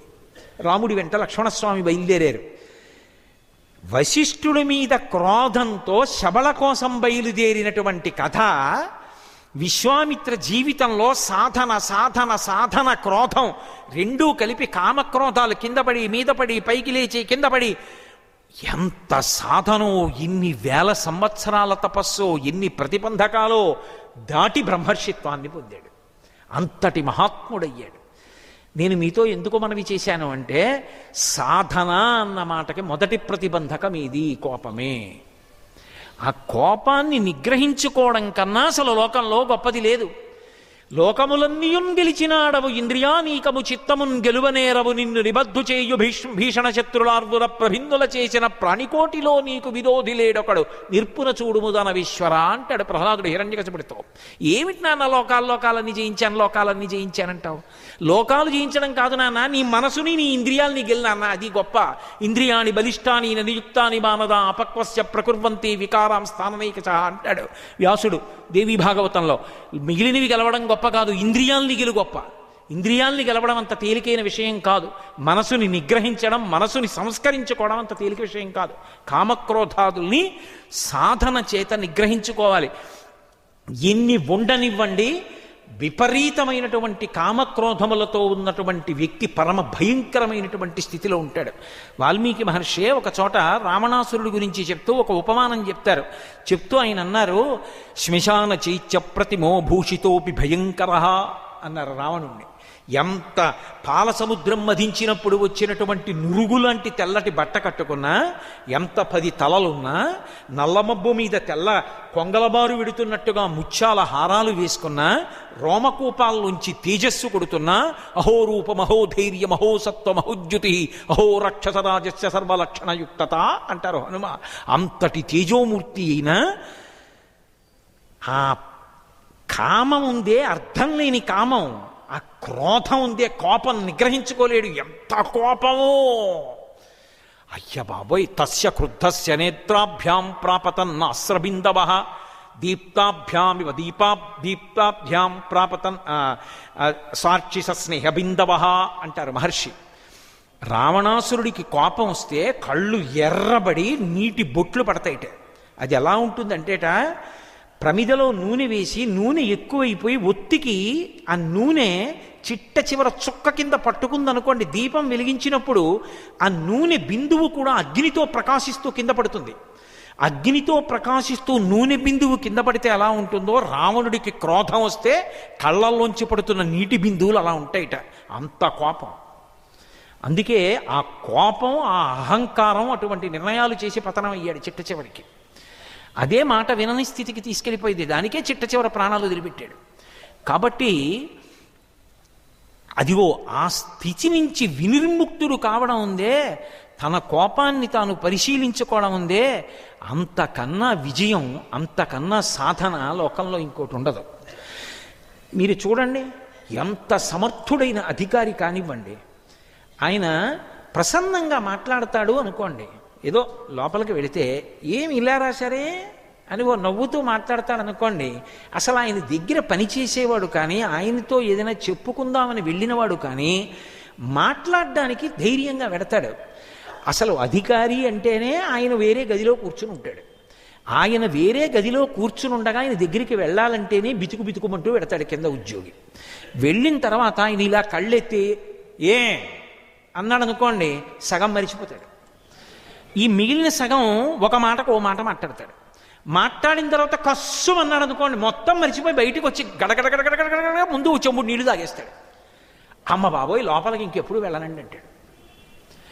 కోపం అనేటటువంటిది ఎవరిని దగ్గరికి రానివ్వదు, స్నేహం ఏర్పడదు, ఎవరు క్షేమాన్ని కాంక్షించరు. బోబోయ్ ఎంత కోపమో అనండి అంటారు. ఆఖరికి భార్యకి కూడా చీకాగ్గా ఉంటుంది. ఎంత కోపమో బాబోయ్, అసలు నిజంగా కోపం నిగ్రహించుకోలేరు. ఎలా ఎంత ధూర్తతనంగా వాళ్ళున్నారు వీళ్ళున్నారు లేదు, బంధువులు ఉన్నారు లేదు, ఇప్పుడు అలా మాట్లాడేస్తారు. అది ఎంత ప్రేమ ఉంటే మాత్రం ఎందుకు ఉపయోగం? అలా మాట్లాడేస్తే 10 మందిలో ఎంత చిన్నతనంగా ఉంటుంది ఆలోచించరు. ప్రేమైకమూర్తే కానీ అబ్బా ఇది మాత్రం చాలా కష్టం అనుకుంటుంది మనసులో. ఆ కోపం ఉందే అదంత దూరం చేస్తుంది. కోపాన్ని సాధన చేత పక్కన పెట్టుకోవడం చేత కాకపోతే పరమ ప్రమాదం. అందుకే కోపం రావడం తప్పు కాదు, వస్తుంది, అది అవగుణం, లేకుండా ఉండదు. చీకటి వెలుగు రెండు ఉంటాయి. కోపం వస్తుంది, రాకుండా ఎలా ఉంటుంది? కానీ పరిశీలనం చేసుకుంటూ ఉండాలి. కనీసం కోపం వచ్చినప్పుడు మాట వినని స్థితికి మాత్రం వెళ్ళిపోకూడదు. అలా ఉండగలిగితే చాలు, ఉపద్రవం నుంచి తప్పుకుంటాడు. లక్ష్మణస్వామికి కోపం వచ్చింది. అయోధ్యకాండలో రేపు పట్టాభిషేకం నీకు రామా అన్నాడు దశరథ మహారాజు గారు అడగకుండా పిలిచి. రాముడు అడగలేదు, అడగకుండానే ఏదో ఆయన్ని పిలిచి, ఇదిగో ఇది చైత్రమాసం, వసంత ఋతువు వచ్చింది కాబట్టి ఈ చైత్రమాసంలో వసంత ఋతువులో చెట్లన్నీ పుష్పించి ఎంతో శోభతో ఉంటాయి, రేపు నీకు పట్టాభిషేకం చేస్తున్నాను. చైత్ర శ్రీమాన్ ఇయం మాస పుణ్య పుష్పితకానన యవ్వరాజ్యాయ రామస్య సర్వం మే ఓపకల్ప్యతాం అన్నాడు. అలాగే నాన్నగారు అన్నాడు. ఇవాళ ఉపవాసం చేయి నీ భార్యతో, రేపు ఉదయం రా అన్నాడు. వెళ్ళాడు, ఉపవాసం చేశాడు. మరునాడు వెళ్ళాడు. ఒక రాత్రిలో మారిపోయింది సందర్భం. కైకమ్మ మందర బోధ చేత నిగ్రహించి వరాలు పుచ్చుకుంది. నవపంచత వర్షాణి దండకారణ్యమాశ్రిత చీరాజన జటాధారీ రామో భవతు తాపస అభిషేక సమారంభో రాఘవస్యోపకల్ప్యతాం అనేనైవాభిషేకేన భరతోమభిషిచ్యతాం. 14 ఏళ్ళు రాముడు అరణ్యవాసానికి వెళ్ళాలి. నచతేన వినా నిద్రా లభతే పురుషోత్తమ మృష్ణమన్నముపానీతామశ్నాతి నచతం వినా అంటారు బాలకాండలో. అక్కడ మృష్ణాన్నం ఉన్నా సరే పక్కన లక్ష్మణుడు లేకపోతే రాముడు తినడం, లక్ష్మణుడు పక్కన లేకపోతే రాముడికి నిద్ర పట్టదు. వాళ్ళిద్దరి అనుబంధం అటువంటిది. కాబట్టి ఇప్పుడు లక్ష్మణస్వామికి ఎక్కడ లేని కోపం వచ్చి కౌసల్య దగ్గరికి వెళ్ళి రాముడు మాట్లాడుతుంటే అన్నాడు, అన్నయ్య చేతకాని వాళ్ళే అరణ్యవాసానికి ఎడతానంటామే, ఇంత వృద్ధాప్యం వచ్చినటువంటి తండ్రి రాజ్యం ఏదో తన సొంత ముల్లైనట్టు కైకమ్మ కొడుక్కి ఇస్తాడా? యవ్వనంలో ఉన్న కైకమ్మ మీద ప్రేమ పెట్టుకుని ఆమెకు పుట్టిన కొడుకు కాబట్టి భరతుడికి రాజ్యం ఇవ్వడానికి ఆయన సొంత ఆస్తి అది. రాజ్యం ధర్మ ప్రకారం పెద్ద కొడుక్కి రావాలి. నీ యందు ఏదైనా దోషం ఉంటే నీకు ఇవ్వకుండా ఉండొచ్చు. నీ యందు దోషం ఉందని ఎవరన్నారు? ఒక్క పౌరున్నాను మనం, ఎవ్వడూ నీ యందు దోషం ఆరోపించడు, సుగుణాభిరాముడవి. అటువంటి వాడికి నీకు రాజ్యం ఇవ్వకుండా భరతుడికి ఇవ్వడానికి కామంతో కళ్ళు మూసుకుపోయిన దశరథ మహారాజుకి అధికారం ఉంది. ఎవరిని అధిక్షేపిస్తున్నాడు? కన్న తండ్రిని. అనరాని మాటలు అనేశాడు కోపంలో. అన్నయ్య నువ్వు అను, నీ పక్కన నేను కోదండాన్ని పట్టుకుని నిలబడి ఉండగా ఎవడన్నయ్యా రాజ్యాన్ని తీసుకోగలిగిన వాడు? ఈ కోసల రాజ్యంలో అయోధ్యానగరంలో ఉన్నటువంటి సైన్యాన్నంతటినీ పరిమారుస్తాను, ఎదురు తిరిగితే దశరథ మహారాజు గారి తలకాయ కూడా తీసేస్తాను, ఇదే ముహూర్తానికి నీకు పట్టాభిషేకం చేస్తాను. తండ్రి అయితే ఊరుకోవాలన్నయ్య? గురోరప్యవలిప్తస్య కార్యాకార్యమజానత ఉత్పదం ప్రతిపన్నస్య కార్యం భవతి శాసనం. ఎంత పెద్దవాడైతే మాత్రం ధర్మం తప్పి ప్రవర్తించినప్పుడు ఎందుకు ఊరుకోవాలి? రాజ్యం వీరభోజ్యం, చంపి అసలు పారేస్తాను దశరథుణ్ణి, నీకు పట్టాభిషేకం చేస్తాను, నీ చేతికి మట్టంటుకొక్కలా నువ్వు నిలబడ చాలు, నువ్వు అను చాలు అన్నాడు. రాముడు మాట్లాడలేదు, కౌసల్యతో మాట్లాడాడు. తర్వాత లక్ష్మణుడి వంక తిరిగి ఒక మాట అన్నాడు, ఏమన్నావు ఇందాక? దశరథుణ్ణి చంపేస్తావా? కైకమ్మ నా పట్ల ఎలా ప్రవర్తించింది? ఎప్పుడైనా భరతుడు వేరు నేను వేరు అని అమ్మ చూసిందా? ఎన్నడూ చూడలేదు. భరతుడి కన్నా నన్నే ప్రేమించింది, నేనే తన కొడుకును అనుకుంది. అంత ప్రేమించిన కైకమ్మ ఒక్క రాత్రిలో అంత మారిపోయి నాకు పట్టాభిషేకం వద్దు అని ఊరుకోలేదు. 14 ఏళ్ళు నారచీర కట్టుకుని జటాజూటం కట్టుకుని చెప్పులు లేకుండా ఆ దండకారణ్యంలో ఉండమని శాసించింది. అంత ప్రేమైకమూర్తి అయిన అమ్మ ఒక్క రాత్రిలో మారిపోయింది అంటే ఏమనుకోవాలి లక్ష్మణ? అది అమ్మ తప్పు కాదు, దేవతలు అమ్మ బుద్ధిలో ప్రవేశించి అలా అనిపించారు. నిన్న నేను అడగకుండా పిలిచి రాజ్యం ఇస్తానన్న తండ్రి ఇవాళ రాజ్యం ఇవ్వడానికి కుదరట్లేదురా, నిన్ను అరణ్యవాసానికి పంపవలసి వస్తోందన్నాడు. మనస్ఫూర్తిగా కాదు, ఇప్పటికీ నాకే రాజ్యం ఇవ్వాలనుంది, కానీ ఇవ్వలేని స్థితిని పొందాడు. ఏమనుకోవాలి? దైవ ప్రేరణ. ఆయన ఒక నిర్ణయం తీసుకుంటే మనం ఒక నిర్ణయం తీసుకున్నా నిలబడదు, ఆయన అనుగ్రహించినప్పుడు జరుగుతుంది. మనం ఒక పని అనుకున్నప్పుడు అది జరగకుండా ఈశ్వరుడు ఇంకోలా జరగాలనుకుంటే మన ఎదురుగుండా వచ్చి నిలబడి చెప్తాడు అనుకుంటున్నావా? చెప్పడు, వెనక ఉండి చేస్తాడు. అసంకల్పితమై వేహాయతకస్మాత్ ప్రవర్తతే నివర్త్యారంభమారబ్ధం అనుదైవస్య కర్మతత్. కొత్త పాపం మూట కట్టుకుంటావే, పరమేశ్వరుడే తండ్రి రూపంలో ఎదురుగుండా తిరుగుతుంటాడు. అటువంటి తండ్రిని చంపేస్తావా? తండ్రిని చంపేసి పాపాన్ని మూట కట్టుకుంటావా? ఆ రాజ్యాన్ని నేను పరిపాలించనా? అటువంటి కైకమ్మని గురించి నింద చేసి మాట్లాడతావా? దీని వెనక ఉన్నవాడు ఈశ్వరుడు రా. ఆయన అనుగ్రహం లేదు, ఆయన అనుగ్రహం మన పట్ల లేదు. అందుకని మనం అరణ్యవాసానికి వెడుతున్నాం. నిన్న రాజ్యం ఇస్తానన్న తండ్రే ఇవాళ రాజ్యం ఇవ్వలేదు. రాజ్యం ఇస్తానంటే తండ్రి, రాజ్యం ఇవ్వనంటే తండ్రి కాకుండా పోతాడా? నిన్నటి వరకు కైకమ్మ నాకు తల్లి కన్నా అధికురాలు, ఇవాళ రాజ్యం భరతుడికి కోరుకుంది కాబట్టి నాకు తల్లి కాకుండా పోతుంది అనుకుంటున్నావా? అలా నింద చేయకూడదు. అది ఈశ్వరుని యొక్క కృత్యము. ఈశ్వరుడు కంటికి కనపడడు. అనుదైవస్య కర్మతత్వ. నింద చేసే కొత్త పాపాన్ని మూట కట్టుకోకు. తండ్రిని గౌరవించడం, ఈశ్వరుణ్ణి గౌరవించడం, ధర్మ పరిపాలన చేద్దాం. ఇంతకు ముందు నాకు పట్టాభిషేకానికి సంబారాలు ఎంత ప్రేమగా సర్దావో అంత ప్రేమగాను వాటిని అలాగే చూడు. ప్రదక్షిణం చేసి వెళ్ళాడు. గౌరవనీయమైనటువంటి వస్తువుల జోలికి వెళ్ళేటప్పుడు ప్రదక్షిణ పురస్సరంగా వెళ్ళాలి తప్ప ప్రదక్షిణం చేయకుండా, ప్రదక్షిణ పురస్సరంగా వెళ్లకుండా చేయకూడదు. మీరు నన్ను ఇక్కడ కూర్చుని రామాయణం మీద ప్రసంగం చేయండి అన్నారనుకోండి, కోటేశ్వరరావు గారిని వచ్చి కూర్చుని ప్రసంగం చేయవలసిందిగా కోరుతున్నామంటే నేను ఇలా వచ్చి కూర్చోకూడదు, నేను ఇలా ప్రదక్షిణ పురస్సరంగా వచ్చి కూర్చోవాలి. దీనికి నా కుడి చేతి వైపు నుంచి తిరిగి రావాలి. దీనికి ఒక గౌరవం ఉంది, దీనికి ఓ మర్యాద ఉంది. ఇంత విశాలమైన వేదిక మీద ఓ మెత్తటి కుర్చీ వేసి నన్ను ఎందుకు కూర్చోబెట్టారు? కోటేశ్వరరావు అని కాదు, రామాయణం గురించి మాట్లాడుతున్నానని గౌరవం ఇచ్చారు. రామాయణం గురించి మాట్లాడడానికి నేను ఏ కుర్చీలో కూర్చుంటున్నానో ఆ కుర్చీకి ఒక మర్యాద ఉంటుందో, గౌరవం ఉంటుంది. దానికి ప్రదక్షిణంగా రావాలి, నేను వచ్చి కూర్చోవాలి. ప్రదక్షిణం చేసి వెళ్ళిపోయాడు రాముడు. అది రాముడు అంటే. విన్నాడు లక్ష్మణస్వామి, నిగ్రహించుకున్నాడు. అన్నయ్య అలాగే, నిజమే అన్నయ్య, నేను అలా మాట్లాడకుండా ఉండవలసింది, పద అరణ్యవాసానికి నీతో నేను వచ్చేస్తానన్నయ్య అన్నాడు. అదే లక్ష్మణుడు వాలి తార మాట వినకుండా ముందుకెళ్ళిపోయినట్టు, నువ్వు ఏమైనా చెయ్యి నేను మాత్రం దశరథుడి జోలికి వెళ్ళిపోతానని వెళ్ళిపోయి ఉండుంటే రామాయణంలో ఇవాళ సీతారామ కళ్యాణం చేసినా పక్కన లక్ష్మణస్వామి ఉంటాడు. ఆఖరికి భద్రగిరి రామదర్శనం కోసమని తపస్సు చేస్తే రామచంద్రమూర్తి ప్రత్యక్షమై రాముడిగా అక్కడ వెలియవలసి వస్తే ఒక్క సీతమ్మతో కలిసి వెలియలేదు. ఆయన మహానుభావుడు పక్కన లక్ష్మణస్వామిని కూడా ఉంచుకుని పిలిచాడు. ఎందుకని అంటే ఆ యుగంలో లక్ష్మణస్వామితో ఆయనకున్న అనుబంధం అటువంటిది. రాముడు చెప్పిన మాట విన్నాడు లక్ష్మణస్వామి. ఎంత కోపం వచ్చినా నిగ్రహించుకున్నాడు. నిగ్రహించుకొని అన్నయ్య చెప్పిన ధర్మాన్ని పాటించి అన్నయ్య వెనకాతల వెళ్ళిపోయాడు. నీకు కోపం వచ్చి తప్పు చేసేయడానికి సిద్ధపడ్డం తప్పని నేను అన్నాం. ఇవాళ విన్నావు కాబట్టి అకస్మాత్తుగా కోపాన్ని విడిచిపెట్టడం సాధ్యం కాదు, చెప్పాను కాబట్టి విడిచిపెట్టడం నాకు సాధ్యం కాదు. కానీ అంచెలంచెలుగా ప్రయత్నం అన్నది ప్రారంభం కావాలి. ఎక్కడో అక్కడ అబ్బా మళ్ళీ కోపడ్డానే అని విశ్వామిత్రుడి యొక్క కథ గుర్తొచ్చి, రామాయణంలో సన్నివేశాలు గుర్తొచ్చి కోపం చేత సాధించిన వాడు ఎవరున్నాడు? కాదు, కోపాన్ని పక్కన పెట్టినవాడు ధన్యాత్ముడు. అందుకు లక్ష్మణుడంత గౌరవాన్ని పొందగలిగాడు అని భావన చేసిన నాడు బుద్ధిలో వచ్చేటటువంటి వైక్లభ్యము దిద్దబడుతుంది. అందుకే కాలంతో సంబంధం లేకుండా రామాయణ పఠనము ఎప్పటికీ మనిషిని మనిషిగా నిలబెడుతుంది. నిలబెట్టి పరమ ధర్మాత్ముణ్ణి చేస్తుంది, ఉత్తముణ్ణి చేస్తుంది, శాంతంగా ఉండేటట్టు చేస్తుంది, ఈశ్వర పథంలో నడవడానికి కావలసినటువంటి శక్తినిస్తుంది. ఆ వినగలిగినటువంటి లక్షణం ఒక్కటి ఉన్నదా చాలు, మనిషి కృతార్థుడైపోతాడు.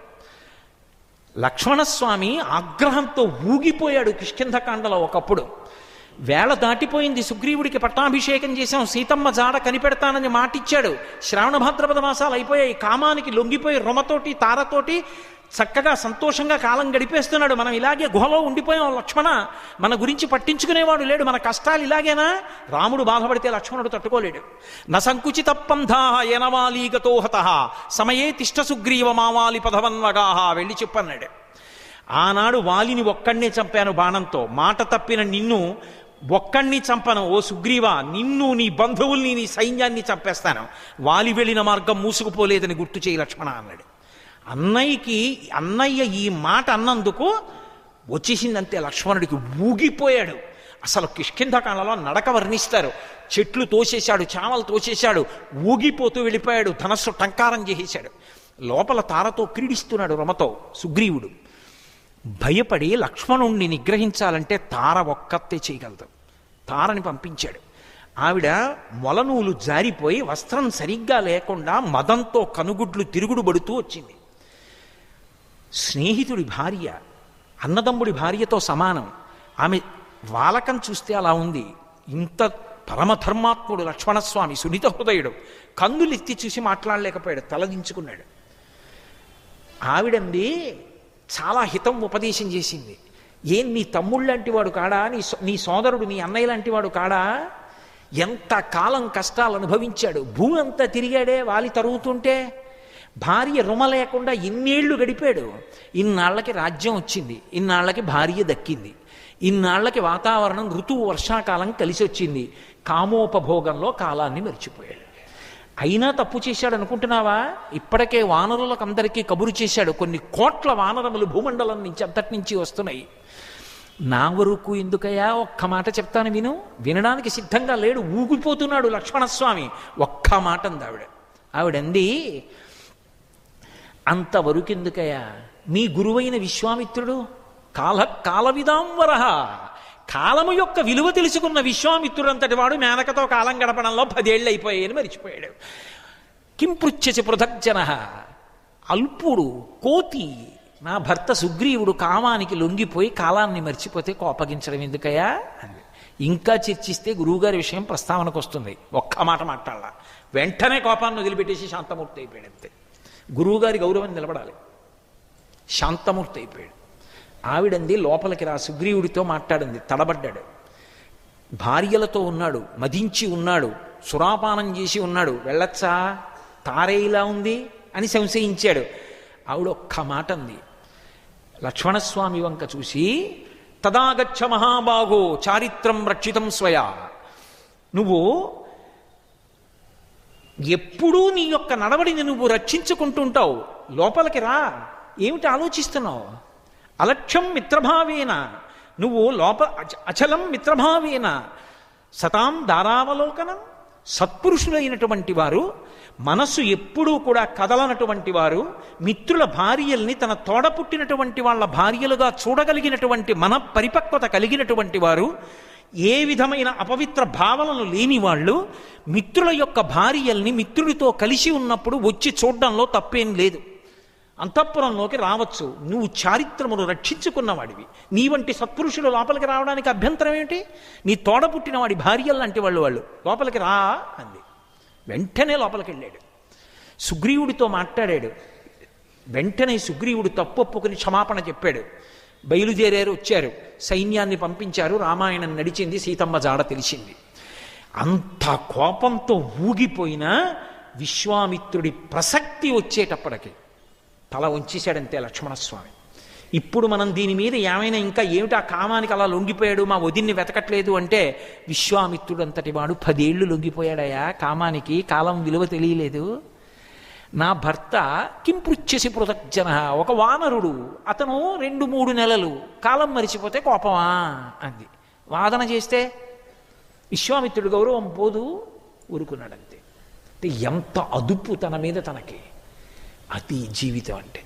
రామాయణం చదువుకుంటే, రామాయణాన్ని పరిశీలనం చేస్తే ఉత్తమ పౌరులుగా, సాధకులుగా నిలబడి మన క్షేమాన్ని మనం చూసుకుని మన ఇంటి గౌరవాన్ని పెంచగలిగిన వారం అవుతాం.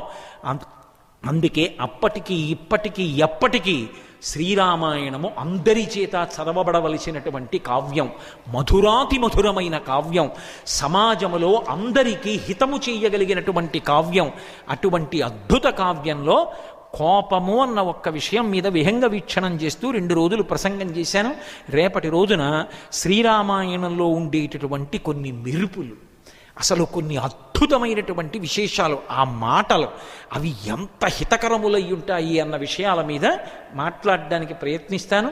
రామచంద్ర ప్రభు నా చేత పలికించి నన్ను కృతార్థుడను